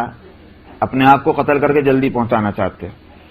تو انہوں نے پھر اس کے بعد کہا کہ اس کا راستہ یہ ہے کہ تم ایک لیمب خرید لو، کبشن، وہ ایک لیمب خریدو اور اس کو ذبح کرو مسکینوں کے واسطے. اچھا صاحب، اب یہ کہاں سے نکالا انہوں نے مسئلہ؟ اس کی دلیل دے رہے ہیں. انہوں نے کہا کہ اسحاق علیہ الصلاۃ والسلام تم سے بہتر تھے اور ان کی قربانی کے بدلے میں لیمب دیا گیا، دمبا دیا گیا تھا. اب یہ اسحاق علیہ السلام والا مسئلہ اس کو ابھی یہیں رہنے دیجئے، کیونکہ اتفاق سے قرآن شریف کی آیتیں بھی آ رہی ہیں تو میں اس کی تقریر وہاں کروں گا. یہ بات ہے کیا؟ فأخبر ابن عباس رضی اللہ عنہما کو اس کی خبر دی گئی کہ مسروق نے یہ فتویٰ دیا ہے. تو انہوں نے فرمایا ایسے ہی مسئلہ بتلانے کا یا فتویٰ دینے کا میں نے بھی ارادہ کیا. معلوم ہوا کہ شاگرد کی نظر وہیں پہنچی جہاں استاد بھی کہنے والے تھے. کتاب القصاص، قصہ یا قصو کے کئی معنی آتے ہیں. ایک تو معنی آتے ہیں مثل کے، جس کو کہنا چاہیے کہ فیمیلیئر جس کو کہتے ہیں، اور ایک معنی آتے ہیں کاٹنے کے بھی. قصہ شعر، اس کے معنی کیا ہے؟ بال کاٹنا. تو کاٹنا یہ معنی بھی ہیں قصہ یا قصو کے، اور مقاصہ کے معنی آتے ہیں اسی واسطے مماثلت کے. یہ چیز فلاں چیز کی سے فیمیلیئر ہے تو وہاں بھی مقاصہ بولتے ہیں. قصاص یہاں بولا شریعت کی اصطلاح میں بولتے ہیں کہ کسی آدمی نے اگر کسی کو قتل کر دیا یا کوئی زخم لگایا تو اس کے بدلے میں جو اس کو قتل کیا جائے گا اس کو قصاص ہے، یا اس کو جو زخم لگایا جائے. تو دونوں معنی کے لحاظ سے، کیونکہ مارنے میں کاٹنا ہوتا ہے اور پھر چونکہ سزا مثل جرم ہے، ان جو دونوں معنی قصاص کے ہیں اس کے لحاظ سے شریعت کی اصطلاح میں قصاص اس کے لیے بولا جا رہا ہے. یہاں وہی مراد ہے. الفصل الاول، قرآن شریف میں یہ لفظ اسی معنی میں آیا ہے. وَلَكُمْ فِي الْقِصَاصِ حَيَاةٌ يَا أَيُّهَا الَّذِينَ آمَنُوا كُتِبَ عَلَيْكُمُ الْقِصَاصُ فِي الْقَتْلَى، کہ قتل کے اندر اے ایمان والو قتل کے معاملے میں ہم نے قصاص کو واجب کر دیا ہے. تو وہ قصاص قرآن شریف میں اسی معنی میں آیا ہے. الفصل الاول عن عبد الله بن مسعود قال قال رسول الله صلى الله عليه وسلم لا يحل دم امرئ مسلم يشهد ان لا اله الا الله واني رسول الله الا باحدى ثلاث: النفس بالنفس والسيب الزاني والمارق لدينه التارك للجماعة. عبداللہ ابن مسعود رضی اللہ عنہ سے روایت ہے، انہوں نے کہا کہ رسول اللہ صلی اللہ علیہ وسلم نے فرمایا کہ کسی بھی مسلمان آدمی کا خون حلال نہیں ہے جو اس بات کی شہادت دیتا ہو کہ اللہ کے سوا کوئی معبود نہیں اور یہ کہ بھی میں رسول اللہ ہوں. اس سے یہ بات معلوم ہوئی کہ خالی لا الہ الا اللہ کہہ دینے سے نہیں کام چلنے والا ہے. اس کو مومن بھی نہیں کہیں گے، مسلم بھی نہیں کہیں گے. آپ کہیں گے بھائی سارا مقصد تو اللہ کی توحید کا ہی ہے، لیکن مؤمن جبھی ہوگا، مسلم جبھی ہوگا جبکہ محمد صلی اللہ علیہ وسلم کو اللہ کا رسول مانے. تو یہ دونوں باتوں کی شہادت دے، اس کا خون جو ہے وہ حلال نہیں ہے. مطلب کیا ہے؟ اس کو مارنا حلال نہیں ہے. فرمایا سوائے تین میں سے ایک صورت کے. النفس بالنفس، کسی شخص نے کسی کو قتل کر دیا، اب یوں نہیں دیکھیں گے کہ چونکہ مسلمان قاتل تھا لہذا اس کو کچھ نہیں کہیں گے، نہیں، قاتل قاتل ہے، اس کو سزا ملے گی. یہ النفس بالنفس. اور السیب الزانی، اسی طرح سے شادی شدہ جو زنا کرنے والا ہے تو وہاں بھی اس کو پتھر رجم جس کو کہتے ہیں، رجم کیا جائے گا، سنسار کیا جائے گا، پتھر مار مار کر اس کو ہلاک کرنے کے. پتہ نہیں اس طرح کی حدیثیں ہونے کے باوجود نبی کریم صلی اللہ علیہ وسلم کے ارشاد، بعض جو ہیں اس دور کے جو محقق اور مجتہد ہیں انہوں نے کہا کہ یہ سنسار کی سزا ہے ہی نہیں، اسلام میں وہ تو صرف کوڑوں کی سزا مانتے ہیں. پہلے تو یوں کہا کوڑوں کی سزا، اس کے بعد پھر ذرا اور ترقی کی تو انہوں نے کہا کوڑوں کی سزا تو بہت ہی پرانی جاہلیت کا زمانے میں، اس زمانے میں وہ بھی نہیں. حالانکہ یہ حدیث موجود ہے جس میں صراحتاً ہے کہ السیب الزانی، اس کا مطلب اس کا قتل ہوگا. تو قتل کوڑوں سے نہیں ہوتا، وہ تو کوڑے تو ایک عدد مقرر ہے کہ اتنا مارا جانا ہے، وہ مرو کہ جی یا زندہ رہو. لیکن کنکریاں جو ماری جاتی ہیں وہ اس وقت تک ماری جائیں گی جب تک اس کا دم نہ نکل جائے. اس واسطے اس میں تو کوئی گنتی ہے نہیں کہ 10 مارو 50 مارو، اس واسطے وہاں اس کا قتل ہی ہے. لیکن یوں کہیے کہ اس طریقے پر اس کو مارنے کا مطلب کیا ہے کہ جرم بھی اس کا جو ہے نہایت ہی مطلب یہ ہے کہ شرمناک ہے. لہذا لوگوں کو یہ بات معلوم ہونی چاہیے کہ ایسا جرم کرنے کی یہ بھیانک سزا ہوتی ہے، تو پھر وہ یہ جرم نہیں کریں. اچھا، اور والمارق لدینہ، جو اپنے قرضے کی وجہ سے بھاگ جائے، قرضہ نہ دے اور وہ اس کا ادا نہ کرنے اور اسے بھاگے، تو ایسا شخص جو ہے وہ بھی اس صورت میں مال کے بدلے میں لدینی ہے یا لدینی ہے؟ کیا لکھا آپ؟ دال کے زیر سے، اچھا دال کے دین سے، تو پھر لدینی دینی ہوگا. اور اسی طرح سے دین کے لیے کیا کرنے والا لکھا ہے وہاں؟ مرقہ یمرقو کے معنی کو چھوڑ دینا کے، اس لیے مرق کے معنی یہ بتائے جا رہے ہیں. جائیے مرق کے معنی الخروج، بالکل صحیح ہے. تو اپنے جو ہے دین سے نکل جانے والا، اور اسی واسطے اس کی آگے تشریح ہے التارک للجماع، جماعت کو چھوڑ دینے والا. یہاں جماعت کی نماز مراد نہیں ہے، ہاں، یعنی مسلمانوں نے جس مسئلے پر اجماع کر لیا ہے. یہاں الجماعت سے مراد بھی کوئی متعین جماعت نہیں، بلکہ عام مسلمانوں کی جماعت. سارے مسلمانوں نے جب ایک چیز پر اتفاق کر لیا، اب اگر یہ شخص نکل رہا ہے اس کا مطلب یہ باغی ہے، تو باغیوں کی سزا اسلام میں قتل ہی ہے. تو وہی ہے المارق لدینہ، دین کو چھوڑ دینے والا جس نے جماعت کو چھوڑ دیا. اس سے یہ بات بھی معلوم ہوئی کہ بغاوت جو ہے اسلام میں وہ دین سے نکل جانے کے مرادف ہے.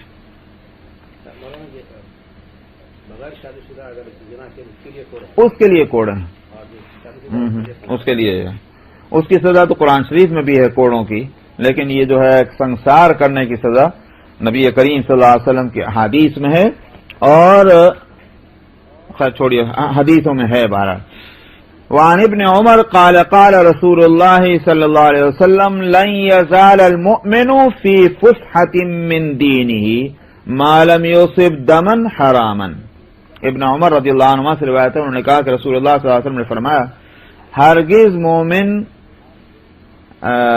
نہیں ہٹے گا اپنے دین کی گنجائشوں سے، لن یزال یعنی قائم رہے گا مسلمان اپنے دین کی اس وسعتوں میں. فسحہ کے معنی آتے ہیں وسعت، یعنی اللہ کی دین کی رحمت، دین کی مہربانی، دین کی جو برکتیں ہیں، خیر ہے، اس میں ہمیشہ مومن باقی رہے گا جب تک کہ وہ کسی حرام خون اس کو نہ لگے. کیا مطلب؟ یعنی کوئی اس نے کہ ناجائز اور خلاف حق کسی کو قتل نہیں کر دیا، تب تک وہ دین کی وسعتوں میں رہے گا. اس سے مطلب کیا ہوا؟ اور گناہ اور خرابیاں جو ہیں وہ اس کو دین سے باہر کرنے والی نہیں ہے. نکلا نہیں مسئلہ یہی کہ اگر اور کچھ کمزوریاں ہیں، خرابیاں ہیں، اس کو یوں نہیں کہیں گے یہ دین سے باہر نکل گیا جب تک کہ وہ کفر نہ کر لے. لیکن قتل جو ہے یہ ایسی برائی ہے کہ یہ دین کی وہ برکتیں، خیر جو ہے وہ اس سے محروم کر دیتی ہے. تو معلوم ہے کہ کافر چاہے نہ کہیں مفتی اس کو، لیکن حاصل یہ ہوا کہ دین اب اس کا کوئی ذمہ دار نہیں بنتا، اس کی نجات کا یا اس کی خیر کا، برکت کا، رحمت کا دین اس کا ذمہ دار نہیں رہتا. تو اس سے سختی اور شدت بتلانی ہے اس جرم کی. وعن عبد اللہ بن مسعود قال قال رسول اللہ صلی اللہ علیہ وسلم اول ما يقضى بین الناس یوم القیامت فی الدماء. ابن عبداللہ ابن مسعود رضی اللہ عنہ سے روایت ہے، انہوں نے کہا کہ رسول اللہ صلی اللہ علیہ وسلم نے فرمایا لوگوں کے درمیان قیامت میں سب سے جو پہلے فیصلہ جس چیز کا کیا جائے گا وہ خون کے مسئلے کا ہوگا. وہ تبھی تو ہے آپ کورٹ میں جاتے ہیں تو دیکھتے ہیں کہ بڑے وہ جو اہم معاملات ہیں ان کو پہلے بھائی اس کی پہلے فکر کی جاتی ہے. تو معلوم ہوا کہ اللہ سبحانہ و تعالیٰ کے یہاں بھی اہم معاملہ جو ہے وہ لوگوں کی جانوں کا ہے. تو لہذا قتل کا مسئلہ جو ہے وہ سب سے پہلے لایا جائے گا, اس کی تحقیق اور جزا اور سزا ہو. وعن المقداد ابن اسود انه قال يا رسول الله ارأيت ان لقيت رجلا من الكفار فاقتتلنا فضرب احدى يدي بالسيف فقطعها ثم لازمني بشجرة فقال اسلمت لله. وفي رواية فلما اهويت لأقتله قال لا اله الا الله اقتله بعد ان قالها قال لا تقتله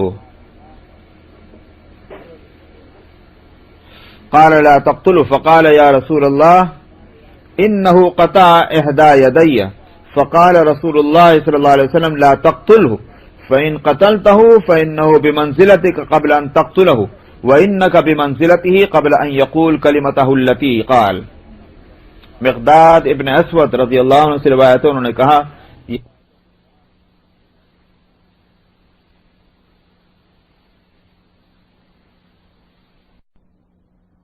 مارے اور اس کو کاٹ ڈالے, پھر وہ جا کر اس درخت سے چپٹ جائے یا مجھے اس درخت سے لگائے اور وہ کہے کہ میں اللہ کے واسطے مسلمان ہو گیا. یعنی اور آگے کی حدیث اور فی روایت اور ایک اور روایت میں یہ ہے کہ جبکہ میں اس بات پر مجھے قابو مل گیا کہ میں اس کو قتل کروں. اب وہ یوں کہتا ہے کہ لا الہ الا اللہ, تو کیا میں اس کو ایسا کہہ دینے کے بعد بھی قتل کر دوں, یہ کیا کروں؟ آپ نے فرمایا کہ اس کو قتل مت کرو. تو مقداد کہتے ہیں کہ انہوں نے عرض کیا کہ یا رسول اللہ اس نے تو میرا ہاتھ کاٹ دیا ہے. آپ نے فرمایا کہ اس کو قتل مت کرو. اگر تم نے اس کو قتل کر دیا تب تو کیا ہوگا کہ وہ تم نے اس کو قتل کرنے سے پہلے جو حالت اس کی تھی تم تو اس حالت میں تو آ جائے. فَإِنَّهُ بِمَنزِلَتِكَ قبل ان تقتلہ, اس کو قتل کرنے سے پہلے مقداد کی پوزیشن کیا ہے؟ مسلمان ہے نا, مسلمان ہے. تو کہتے ہیں کہ تم نے اگر قتل کر دیا تب تو وہ آ جائے گا تمہاری اس پوزیشن میں کہ جو تم قتل کرنے سے پہلے تھے, یعنی مطلب وہ مسلمان کی جگہ پہ آ جائے گا, اور تم جو ہے وہ اس کی جگہ پہ چلے جاؤ گے کہ اس کو قتل کرنے کے بعد جو جگہ ہے. مطلب کیا ہوا کہ تم اس کی جگہ چلے گئے, وہ تمہاری جگہ آ گیا کہ تم نے اگر قتل کر دیا. صاحب نہیں, اس سے مراد وہی ہے, وہ تو حدیث وہاں آ چکی ہے, وہ دونوں میں کوئی تعارض نہیں ہے. آپ بھی کہتے ہیں دیکھیے اسی واسطے آپ ذکر کرتے ہیں مثلا تسبیح پر لا الہ الا اللہ لا الہ الا اللہ لا الہ الا اللہ, لیکن اسی واسطے صوفیاء نے کہا ہے کہ کم سے کم کبھی اس کے ساتھ محمد رسول اللہ بھی ملا دیا کرو. لیکن انہوں نے بھی یہ نہیں کہا کہ ہر دفعہ تم لا الہ الا اللہ محمد رسول اللہ کہا کرو. ایک مسلمان سے توقع یہی ہے کہ لا الہ الا اللہ جب کہے گا تو محمد رسول اللہ بھی کہے گا. وعن اسامہ ابن زید قال بعثنا رسول اللہ صلی اللہ علیہ وسلم الى اناس من جہینة فاتیت على رجل منهم فذهبت اطعنه فقال لا الہ الا اللہ فطعنته فقتلته فجئت الى النبي صلی اللہ علیہ وسلم فاخبرته فقال اقتلته وقد شهد ان لا الہ الا اللہ قلت یا رسول اللہ انما فعل ذلك تعوذا قال فهلا شققت عن قلبه متفق علیہ. وفي رواية جندب ابن عبد الله البجلي أن رسول الله صلى الله عليه وسلم قال كيف تصنع بلا إله إلا الله إذا جاءت يوم القيامة قاله مرارا.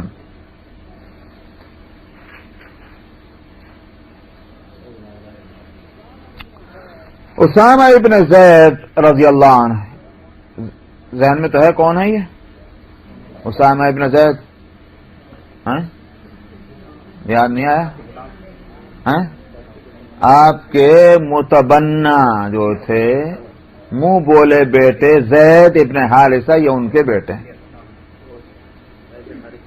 ہاں زید ابن اسامہ ابن زید, اور نبی کریم صلی اللہ علیہ وسلم بڑی محبت فرماتے تھے ان سے, اسامہ ابن زید سے رضی اللہ عنہ بہت محبت فرماتے تھے. تو اسامہ ابن زید سے روایت ہے کہ ہم کو رسول اللہ صلی اللہ علیہ وسلم نے قبیلہ جہینہ کے لوگوں کی طرف بھیجا. مطلب یہ ہے کہ ایک مہم پر بھیجا آپ نے. صاحب میں ایک شخص پر ان میں سے میرا پہنچنا ہوا اور میں نے اس پر وار کیا. اطعنہ کا مطلب آتا ہے تیر پھینکنا یا کوئی ہتھیار مارنا. تو میں نے وار کیا تو وہ کہنے لگا لا الہ الا اللہ. اس نے کہا لا الہ الا اللہ. میں نے اس پر وار کر دیا اور اس کو میں نے قتل کر دیا. میں اس کے بعد نبی کریم صلی اللہ علیہ وسلم کے پاس آیا اور میں نے آپ کو اس کی خبر دی. آپ نے فرمایا تو نے اس کو قتل کر دیا حالانکہ اس نے گواہی دے دی تھی کہ اللہ کے سوا کوئی معبود نہیں. میں نے کہا یا رسول اللہ اس نے تو جان بچانے کے لیے کیا ہے. انما فعل ذلك تعوذا، صرف جان بچانے کے لیے ایسا کیا. آپ نے فرمایا کیا تو نے اس کے دل چیر کے دیکھ لیا تھا؟ دیکھا آپ نے. اور ایک جندب ابن عبداللہ بجلی کی روایت میں یہ بھی ہے کہ رسول اللہ صلی اللہ علیہ وسلم نے فرمایا کہ کیا کرو گے تم اس وقت جس وقت قیامت میں لا الہ الا اللہ آ کر کے آئے گا اور مطلب یہ ہے کہ اپنا حساب لینا چاہے گا. اور آپ نے اس کو مرارن کئی مرتبہ یہ لفظ سنایا. یہاں تک بھی ایک اور روایت میں آتا ہے کہ آپ اس پریشانی میں اور غصے میں آپ ٹہلنے لگے اور آپ ٹہلتے جاتے تھے اور فرماتے تھے کہ قیامت میں جب لا الہ الا اللہ مطالبہ کرے گا کیا کرو گے تم؟ لا الہ الا اللہ جب مطالبہ کرے گا تو کیا کرو گے؟ اس سے مراد یہی ہے کہ یہ تو اللہ سبحانہ و تعالی قیامت میں اس لا الہ الا اللہ کو ایک شخص کی شکل میں اپنا حق وصول کرنے کے لیے لے آئیں گے، تو شکل دے دیں گے. یا پھر یہ بھی ہے کہ فرشتہ کھڑا ہوگا لا الہ الا اللہ کا مطالبہ سامنے لانے کے بعد. یہ بھی بات کرتے ہیں کہ یہ الفاظ جو دنیا میں بولے جاتے ہیں یہ خود وہاں ان کی شکل ہوگی کہ وہ اپنا مطالبہ خود کریں گے. اس کے لیے کسی آدمی کی شکل دینا یا فرشتہ مقرر کرنے کی بھی ضرورت نہیں.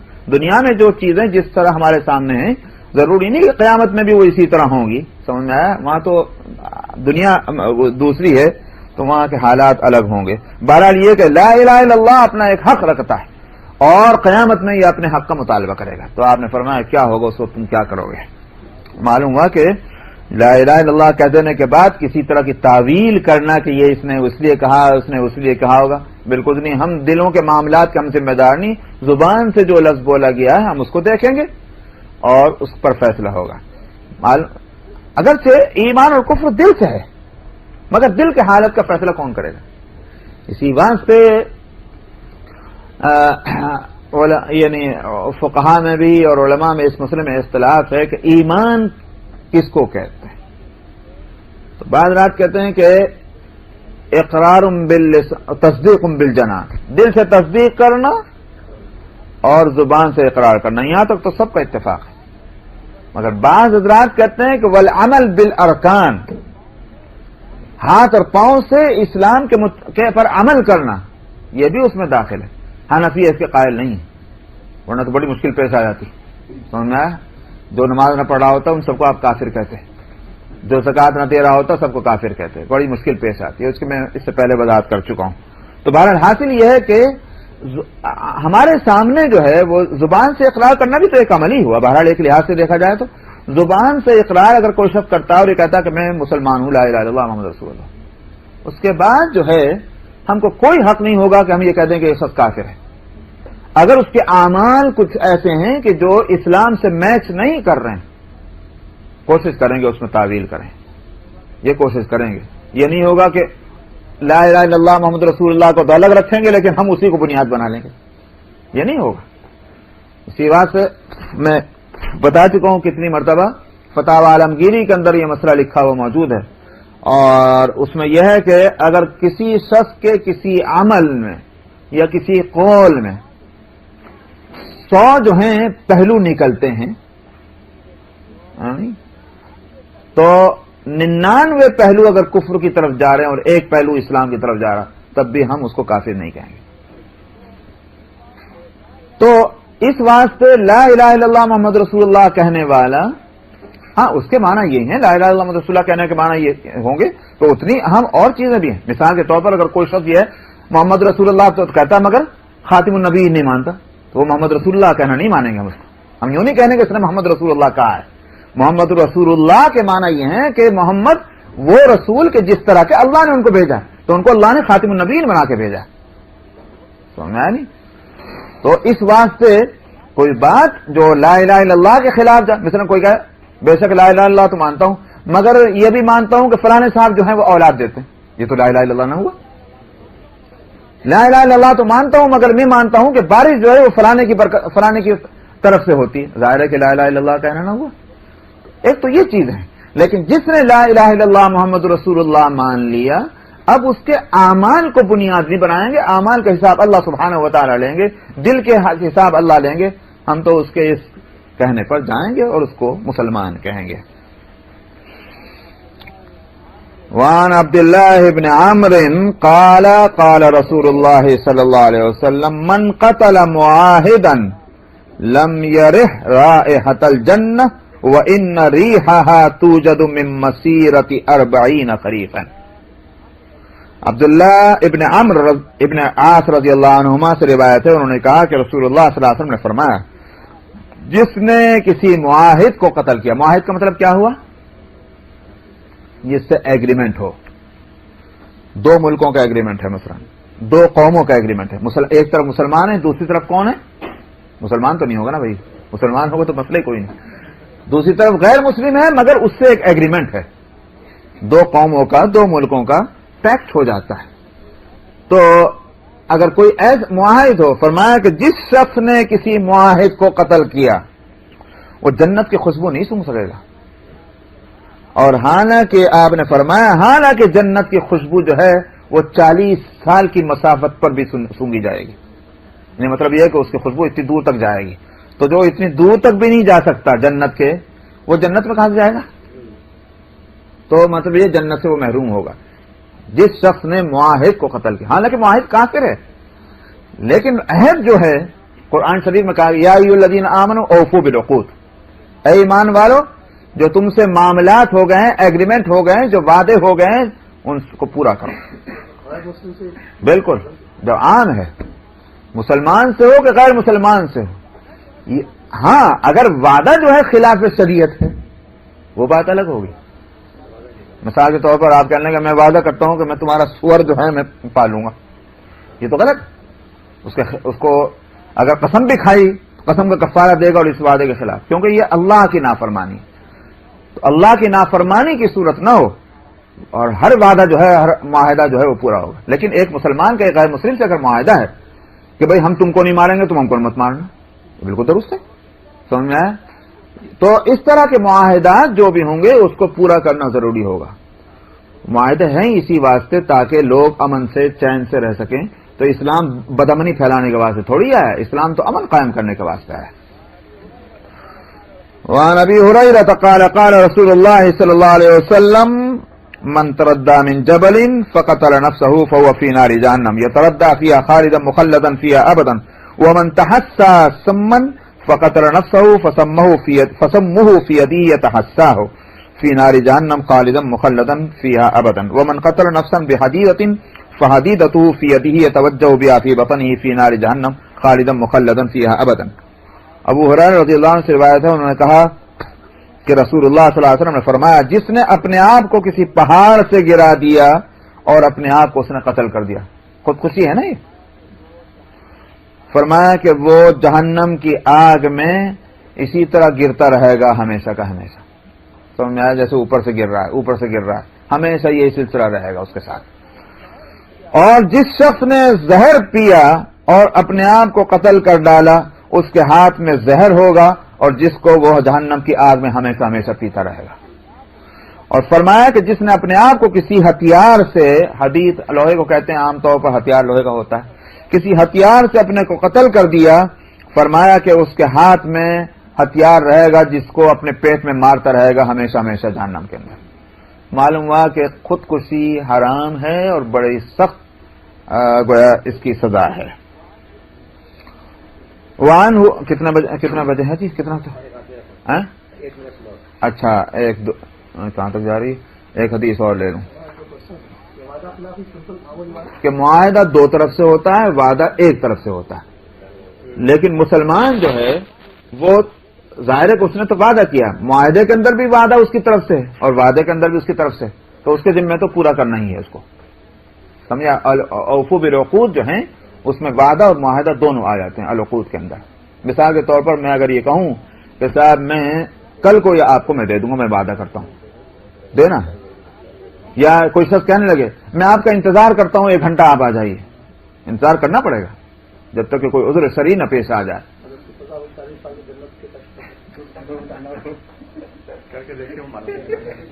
اب آپ کہیں گے وہاں بھی جا کے دیکھ لو تو مسئلہ ٹیڑھا ہو جائے. صحیح ہے, اس میں بھی اسی طرح. بھائی یہ پچھلے ہفتے ہم سے مسئلے پوچھے گئے تھے کچھ, اس میں کچھ باتیں مجھے معلوم ہوئی ہیں, اور وہ یہ کہ بہت بحثیں ہوتی ہیں مسائل میں, حج کے جانے پر ہو یا کوئی اور مسئلہ ہو. یہ کوئی شرعی حکم نہیں ہے کہ کوئی پوچھے کہ نہ پوچھے آپ جو ہیں وہ مفتی ضرور بن جائیں. یہ کوئی شرعی حکم نہیں ہے. ہم سے کوئی مسئلہ پوچھے ہم ضرور بتا دیں گے, جب بتائیں صحیح صحیح بتائیں, بشرطے کہ ہم اس پوزیشن میں ہوں کہ ہمارے پاس اس کا صحیح علم موجود ہے, اور نہیں تو اس کو ریفر کر دیں کہ بھئی فلاں کسی عالم سے پوچھ لو, ختم شد, اور احتیاط بھی اسی میں ہے. لیکن عمل کرنے کی ذمہ داری تو پیغمبر نے بھی نہیں لی تھی. انک لا تہدی من احببت ولکن اللہ یہدی من یشاء. آپ جس کو پسند کریں ہدایت دے دیں, یہ آپ کا کام نہیں, اللہ کا کام. تو ہدایت دینا نہ دینا یہ ہماری ذمہ داری ہے ہی نہیں. ہم سے اگر کوئی شخص مسئلہ پوچھے اور ہم نہ بتلائیں جانتے ہوئے یا غلط بتلائیں تو اللہ نے ہم سے ضرور اس وقت حساب لے گا. لیکن اگر ہمارا مسئلہ بتلا دینے کے بعد یا ہم سے وہ پوچھتا ہی نہیں تو بھی, اور پھر وہ غلط ہی کرتا ہے, ہم اللہ میں ہماری کیوں گردن پکڑیں. اس واسطے اس طرح کے بعض مسائل جو فقہیہ ہیں ان میں جھگڑا کرنے کی کیا ضرورت ہے. اور اگر جھگڑا کرنا ہے تو پھر کیا آپ ہر مسئلے میں جھگڑا کرتے ہیں؟ کتنے لوگ نماز نہیں پڑھتے جھگڑا کرتے ہیں؟ یہ تو عجیب بات ہے. گڑ کھائیں گلگلوں سے پرہیز. چھوٹے چھوٹے مسئلوں کے اندر تو وہ ہنگامے اور لڑائیاں اور جھگڑے اور بحثیں, جس کی وجہ سے ویسے ہی مسلمانوں کے اندر 1000 پارٹیاں ہیں, اور ہم خود, اور اس کے اندر عجیب بات ہے کہ ہم لوگوں کا معاملہ یہ ہو گیا, ممبر پہ ہوں کہ محراب میں ہوں, کسی اسٹیج پر ہوں, ہم خود سب کے سب مل کے تقریریں کرتے رہتے ہیں, مسلمانوں ایک دوسرے کے ساتھ جڑ جاؤ, مسلمانوں ایک دوسرے کے ساتھ جڑ جاؤ, اور اس کے ساتھ ساتھ ہم خود وہ حرکتیں کرتے رہتے ہیں کہ مسلمان ایک دوسرے سے ٹوٹیں, مسلمان ایک دوسرے سے ٹوٹیں. اس واسطے ہماری ذمہ داری ہرگز یہ نہیں ہے. اگر ہم کسی ایک مسئلے کو ذاتیات کا مسئلہ بنا لیتے ہیں, یاد رکھیے گناہ لازم, ثواب ختم, اس لیے کہ اس نے اپنی نفسانیت کو اس میں گھسا دیا. حضرت علی رضی اللہ عنہ کے بارے میں ہے کہ وہ جہاد میں تھے اور دشمن پر انہوں نے قابو پا لیا, کہ سینے پہ چڑھے بیٹھے اور ہاتھ میں ہتھیار ہے. اب گیا وہ, اس نے ان کے منہ پہ تھوک دیا. حضرت علی رضی اللہ عنہ وہاں سے ہٹ گئے. فرمایا کہ اب میں پوچھا آپ کیوں ہٹ گیا قابو پا کے؟ کہا کہ اس لیے کہ اس نے میرے منہ پہ تھوک دیا تھا, کہیں ایسا نہ ہو مجھے یہ خیال ہوا کہ اب مارنا شاید میری اپنی نفسانیت کی وجہ سے ہو, اللہ کی وجہ سے شاید نہ ہو, اس لیے میں ہٹ گیا. اس لیے نفسانیت کو جو ہے بالکل بیچ میں نہ لایا جائے. ہمارا کام جو ہے وہ صرف اتنا ہے کہ اگر کوئی مسئلہ پوچھتا ہے یا کسی کو ہم غلط کام, بہت ہی واضح غلط کام کرتے ہوئے دیکھ رہے ہیں حرام, اس کو بڑی پیار سے محبت سے بتا دیں بھائی یہ کام اس طرح نہیں کیا کرتے. آخر آپ اپنے بچوں کو, اپنی اولاد کو کیسے بتاتے ہیں؟ سمجھ میں آیا؟ جس طرح سے ان کو بتائیں گے اسی طرح بتایا جائے. اس کے بعد وہ عمل کرتا ہے نہیں کرتا وہ جانے, اس کا کام جانے. یہ نہیں کہ ہم تو تجھے لے کے جہنم کے دروازے تک چھوڑ کر آئیں. اللہ میاں نے ہم کو دروگا کہاں سے بنا دیا اس کام کا؟ وما انت علیہم بجبار. نبی کریم صلی اللہ علیہ وسلم کو اللہ تعالیٰ نے آپ جو ہیں ٹھیکیدار بنا کے نہیں بھیجے گئے. اس لیے اس بات کو ہمارے سب بھائی اور بہنیں یاد رکھ لیں کہ اپنے اوقات کو قیمتی سمجھیے. جتنی دیر آپ بحثوں میں لگیں گے اور اپنا وقت ضائع کریں گے اتنی دیر اللہ اللہ کر لیتے تو فائدہ بھی ہوتا. کیا فائدہ اس طرح کی بحثوں سے؟ اس لیے اپنے اس کو اختلاف پیدا کرنے کی سے بچنا چاہیے. مسئلہ کوئی پوچھے تو جب مسئلہ بتانے کی پوزیشن میں ہے بتلا دیں اور بتا کر ختم. اس کے بعد اگر وہ بحث بھی کرنا چاہے تو وَإِذَا خَاطَبَهُمُ الْجَاهِلُونَ قَالُوا سَلَامًا, کہ بھائی السلام علیکم, ہم سے آپ بحث مت کیجیے, ہم کو جو مسئلہ معلوم تھا وہ بتا دیا, آگے آپ جانیں. بھائی ہے تو بھائی کہہ دیجیے, بہن ہے تو بہن کہہ دیجیے, السلام علیکم, ختم شد. اتنا تو ہونا چاہیے.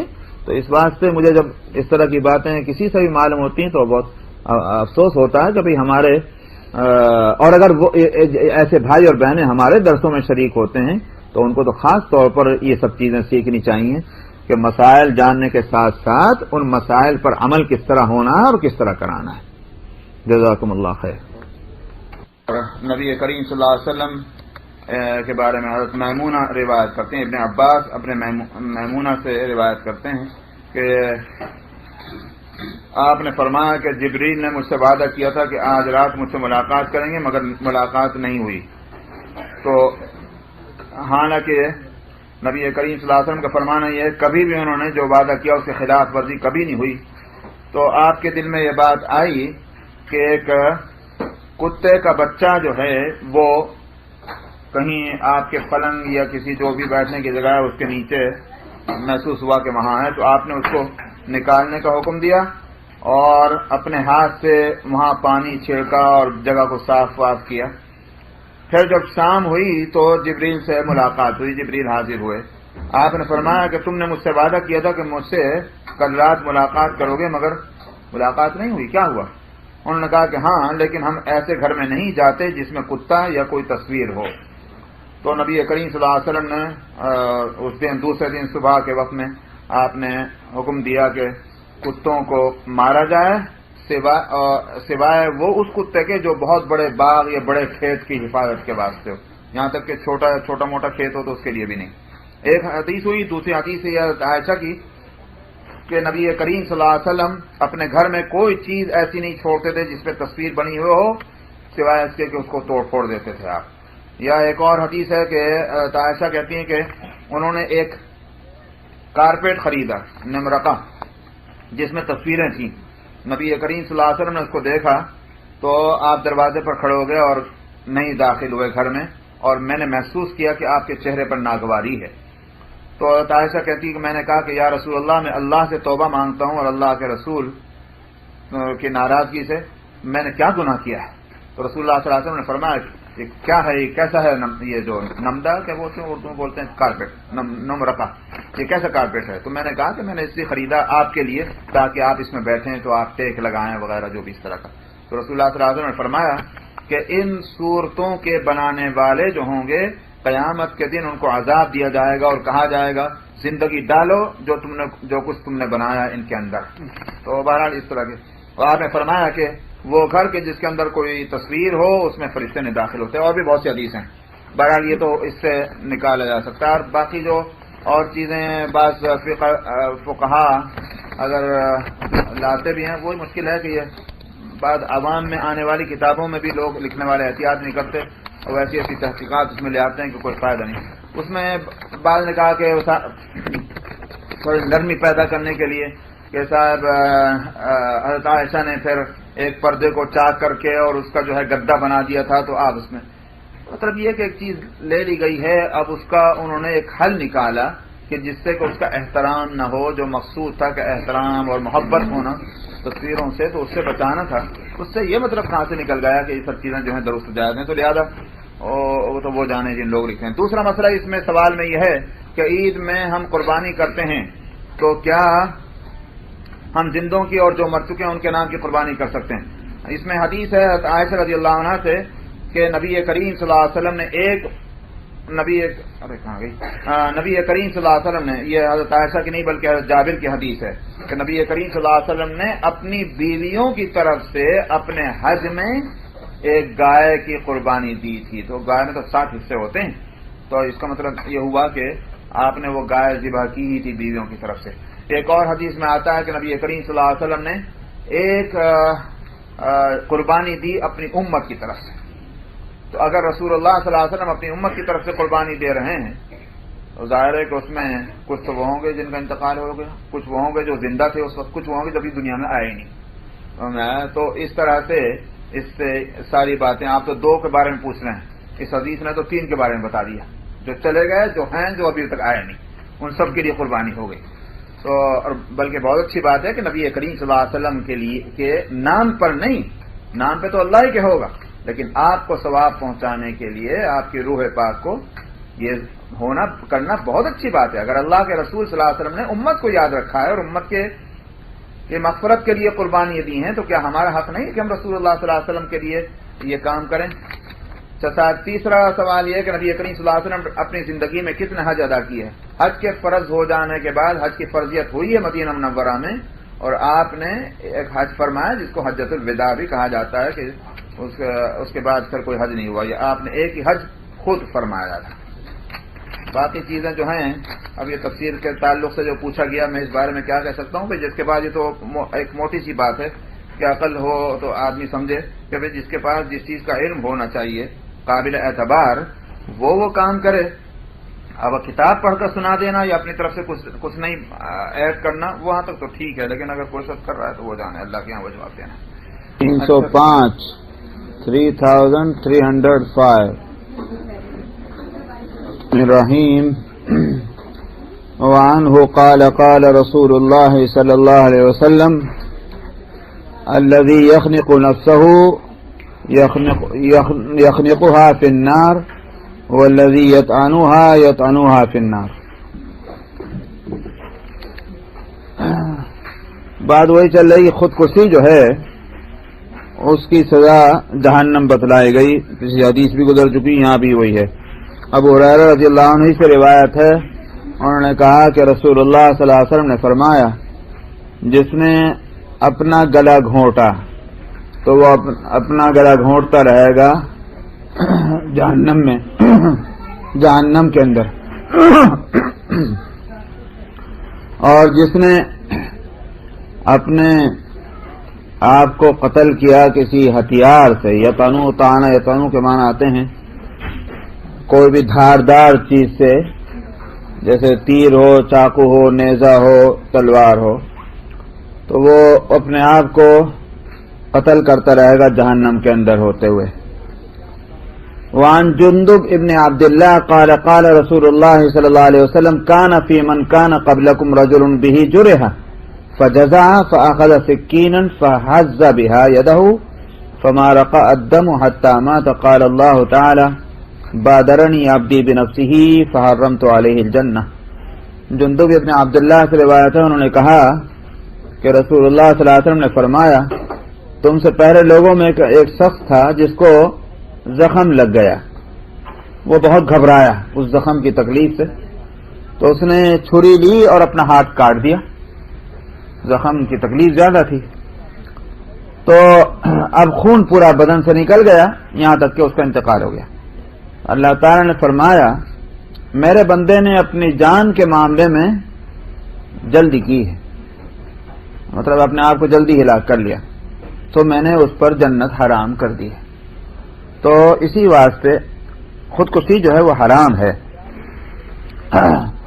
وعن جابر ان طفیل ابن عمرو الدوسی لما هاجر النبي صلی اللہ علیہ وسلم الى المدینہ هاجر الیہ وهاجر معه رجل من قومه فمرض فجزع فاخذ مشاقف له فقطع بها براجمه فشخبت يداه حتى مات فرآه الطفيل بن عمرو في منامه وهيئته حسنة ورآه مغطيا يديه فقال له ما صنع بك ربك فقال غفر لي بهجرتي إلى نبيه صلى الله عليه وسلم فقال ما لي أراك مغطيا يديك قال قيل لي لن نصلح منك ما أفسدت فقصح الطفيل على رسول الله صلى الله عليه وسلم فقال رسول الله صلى الله عليه وسلم اللهم واليديه فاغفر۔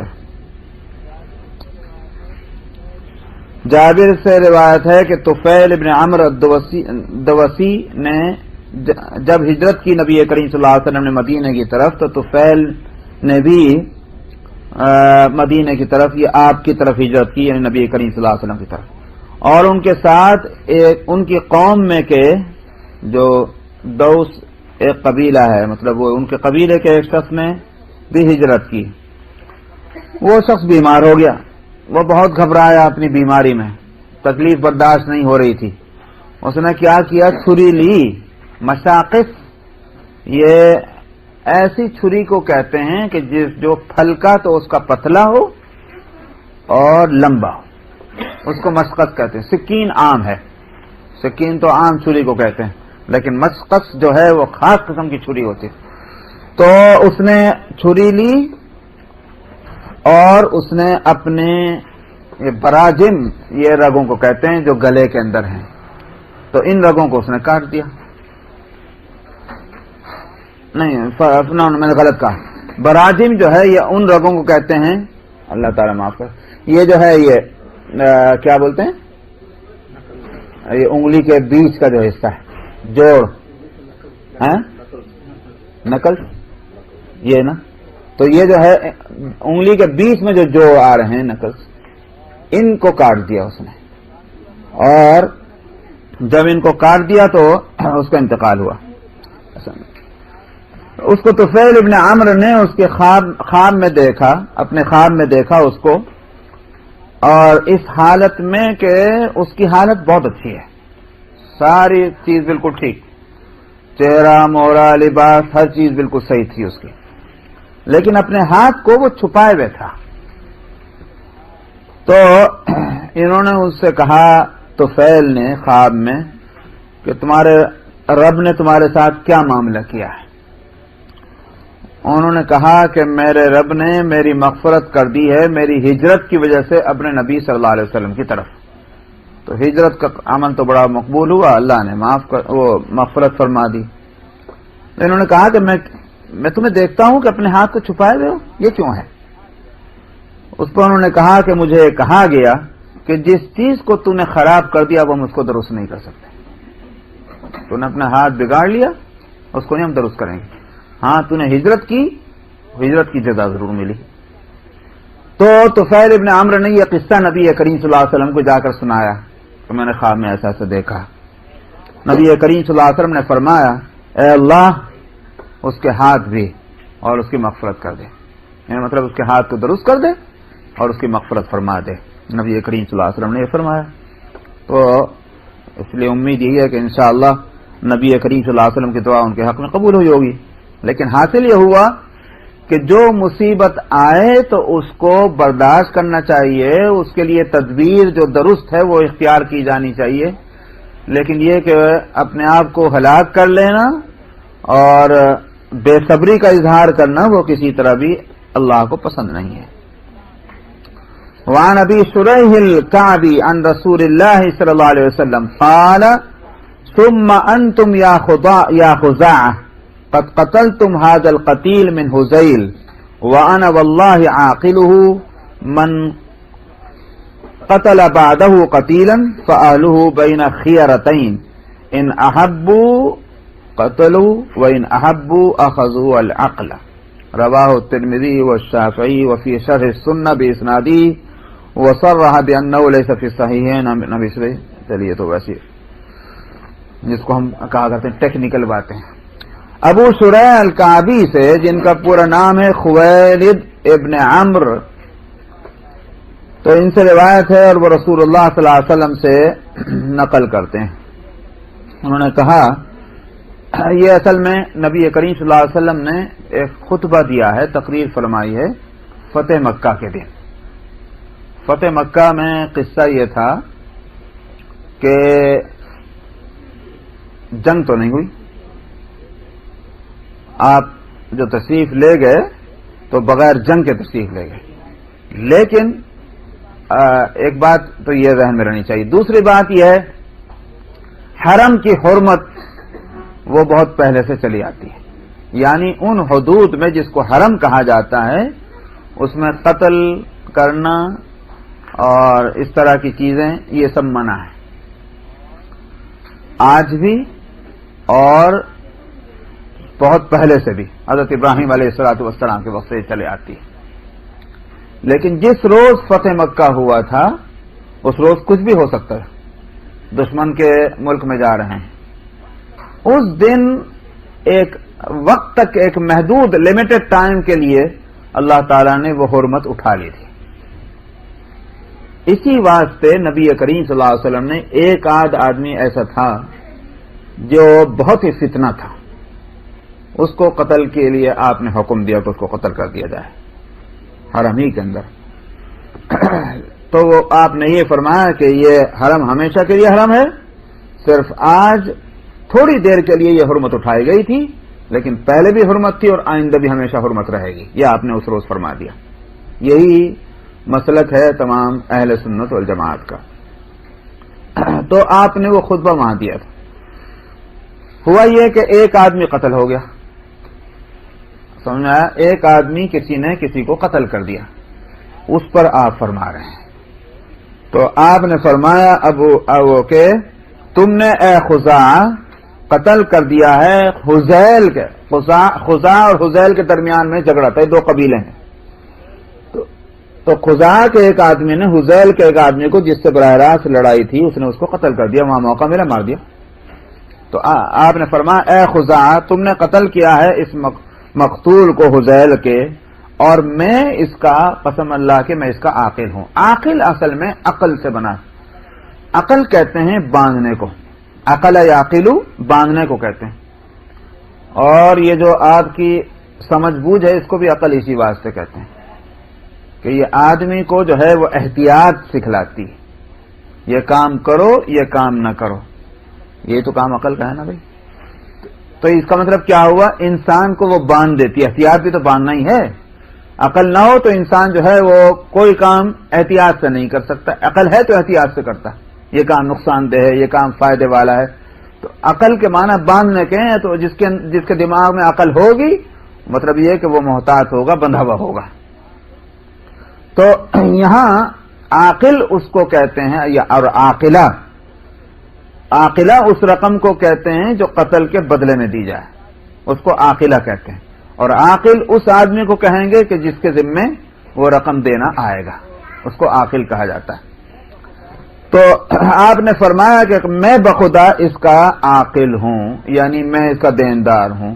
یہ آپ نے اس لیے فرما دیا کہ تاکہ تسلی ہو جائے جو مقتول کے وہ رساں ہیں۔ اس کے بعد آپ نے فرمایا اس کے بعد جو بھی شخص قتل کیا جائے گا سو اس مقتول کے گھر والے خاندان والوں کو دو اختیار ہوں گے، دو میں سے ایک چیز کو وہ اختیار کر لیں۔ اگر وہ چاہیں تو قتل کر دیں، یہ مطلب نہیں خود ہی لے کر جا کے مار دیں اس کو، مطلب یہ قتل کا حق ان کو حاصل ہوگا قاتل کو قتل کرنے کا۔ اب وہ قتل کرنے کی صورت وہی ہوگی، کیس جائے گا کورٹ میں، اور وہاں ساری چیزیں جو قاعدے شریعت کے ہوں گے اس کے مطابق اگر وہ اس کا قتل ثابت ہوگا تو بے شک قاتل مارا جائے گا۔ تو ایک تو یہ اختیار ہوا، اور اگر وہ چاہیں تو لے لیں عقل کو، یعنی کیا مطلب؟ مال سے بدلہ دیت جس کو کہتے ہیں وہ لے لیں۔ یہ آپ نے فرمایا وعن انس ان یہودیا رب رأس جاریۃ بین حجرین فقیل لها من فعل بك هذا افلان حتى سمي اليهودي فأومت برأسها فجيء باليهودي فاعترف وأمر به رسول الله صلى الله عليه وسلم فرد رأسه بالحجارة۔ انس سے روایت ہے کہ ایک یہودی نے ایک باندی کا سر دو پتھروں کے بیچ میں کچل دیا، وہ اس کو کافی نقصان ہوا۔ تو اس سے کہا گیا کس نے تیرے ساتھ یہ کام کیا؟ اب وہ ڈر رہی، وہ کہاں سے بتا، حالت اس کی ہو رہی، تو اس کے سامنے نام لیا، فلاں نے کیا فلاں نے کیا فلاں نے کیا، یہاں تک کہ یہودی کا نام لیا گیا۔ تو اس نے اپنے سر کے اشارے سے کہا کہ ہاں یہ اسی نے کیا۔ فجی ابل یہودی لایا گیا وہ پکڑ کے، اور اس نے اپنے جرم کا اقرار کر لیا۔ نبی کریم صلی اللہ علیہ وسلم نے اس کو سزا دینے کا حکم دیا، سو اس کا سر بھی پتھر سے کچل دیا گیا۔ معلوم ہوا کہ جیسی کوئی حرکت کرے گا اس کے مطابق اس کو سزا دی جائے گی، یہ اس حدیث سے نکلا ہے۔ اس میں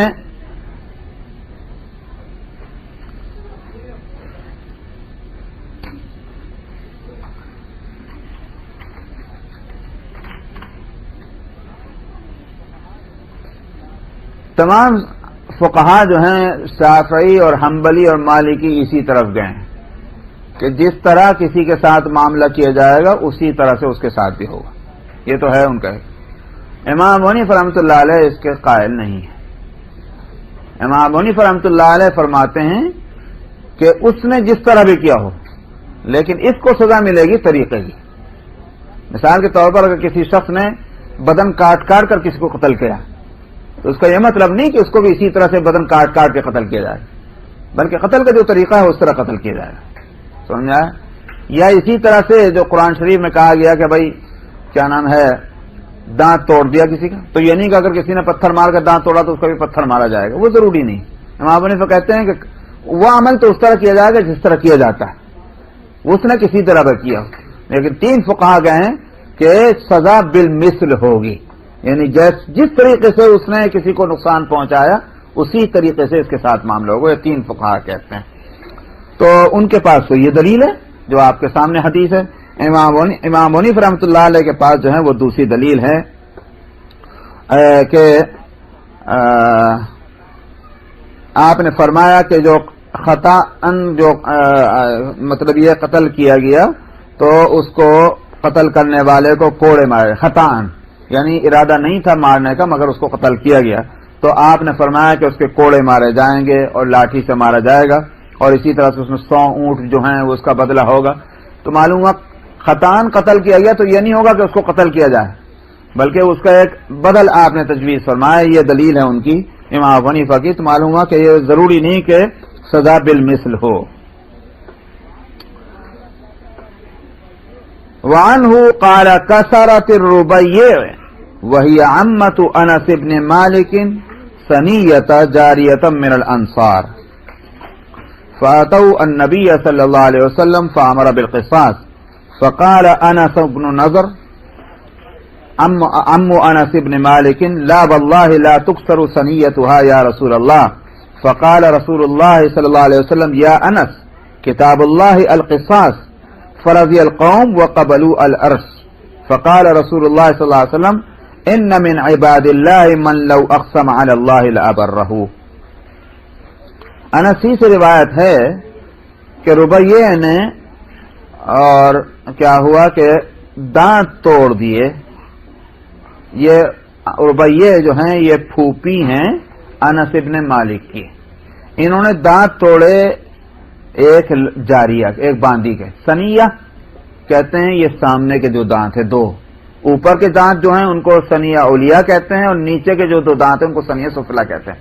تو یہ ثنایا جو ہیں یہ 4 دانت کہلاتے ہیں. ان میں کا ایک دانت جو تھا ثنیہ کوئی سا بھی ہو اوپر کا ہو یا نیچے کا ہو، اس میں تو حدیث میں صراحت نہیں ہے، وہ دانت انہوں نے توڑ دیا ایک باندی کا جو انصار میں سے تھی. تو اس قبیلے کے لوگ جو ہیں وہ نبی کریم صلی اللہ علیہ وسلم کے پاس آئے اپنے مقدمہ لے کر، کیس لے کر. نبی کریم صلی اللہ علیہ وسلم نے قصاص کا حکم دیا، بدلہ دیا جائے، یعنی اس کا جس نے توڑا ہے اس کا بھی ثنیہ توڑا جائے گا. تو انس ابن نضر جو ہیں جو چچا ہیں انس ابن مالک کے، یہ کون تھیں؟ وہ پھوپھی تھیں. اب یہ چچا بولے بہن کا قصہ ہے. تو انس ابن مالک نے کہا نہیں، قسم اللہ کی اس کا دانت نہیں توڑا جائے گا یا رسول اللہ. یہ انہوں نے کہا انس ابن نضر نے. نبی کریم صلی اللہ علیہ وسلم نے فرمایا کہ اے انس، اللہ نے قصاص کا قانون بنا دیا ہے. کتاب اللہ القصاص، کتاب کا مطلب ہے قانون بنانا، واجب کر دینا، فرض کر دینا.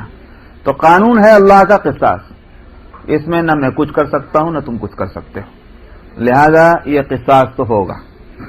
اور انہوں نے قسم کھائی تھی. کس نے؟ انس ابن نضر نے. بخدا ان کا دانت نہیں توڑا جائے گا. آپ نے اس پر یہ فرمایا. یہ سب بات ہوئی تو اس جس کا دانت توڑا تھا اس کے قبیلے کے خاندان کے لوگ جو ہیں وہ راضی ہو گئے اور انہوں نے کہا کہ ٹھیک ہے مالی بدلہ دے دیا جائے. عرص اسی کو کہتے ہیں یہ کہ بدلہ دیت. رسول اللہ صلی اللہ علیہ وسلم نے فرمایا اللہ کے کچھ بندوں میں سے ایسے بھی ہیں کہ اگر وہ قسم کھا کر کوئی بات کہیں تو اللہ ان کو بری کر دے. انہوں نے قسم کھائی تھی تو اللہ تعالیٰ نے اس کی لاج رکھ لی اور راستہ نکال دیا کہ قوم کے لوگ راضی ہو گئے وہ مالی بدلہ لینے پر. وعن ابی جحیفہ قال سألت علیا هل عندكم شيء ليس في القرآن فقال والذي فلق الحبة وبرأ النسمة ما عندنا إلا ما في القرآن إلا فهما يعطى رجل في كتابه وما في الصحيفة قلت وما في الصحيفة قال العقل وفكاك الأسير وأن لا يقتل مسلم بكافر وذكر حديث ابن مسعود لا تقتل نفس ظلما في کتاب الله.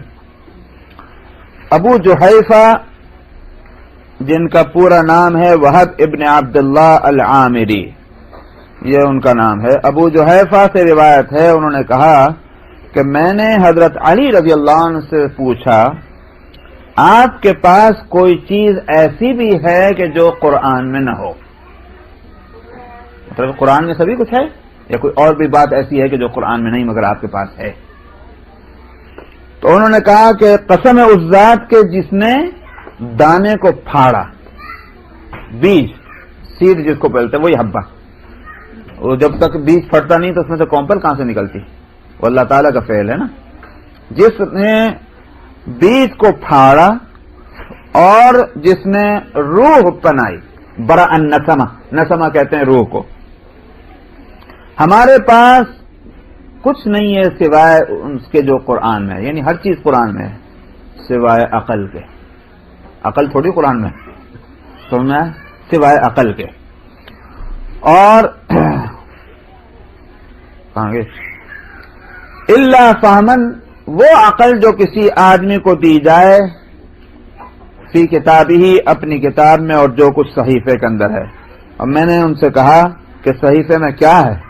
انہوں نے فرمایا کہ عقل.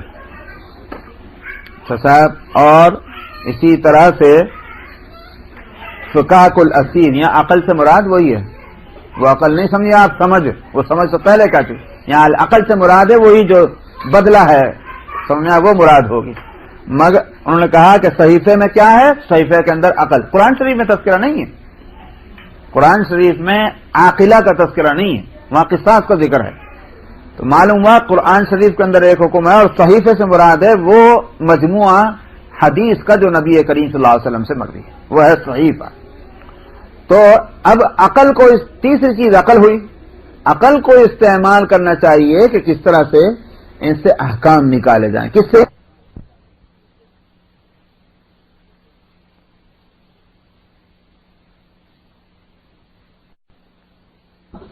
وہی کیفیت پھر اس کی اللہ سبحانہ و تعالیٰ کی طرف سے ہوگی، خون بہتا ہوا ہوگا. یقول یا رب قتلنی، اور وہ اپنے فریاد کرتا ہوا جائے گا خداوندہ اس نے مجھے قتل کیا ہے، یہاں تک کہ وہ اس کو پکڑتے لے جاتا ہے اور یہی بولتا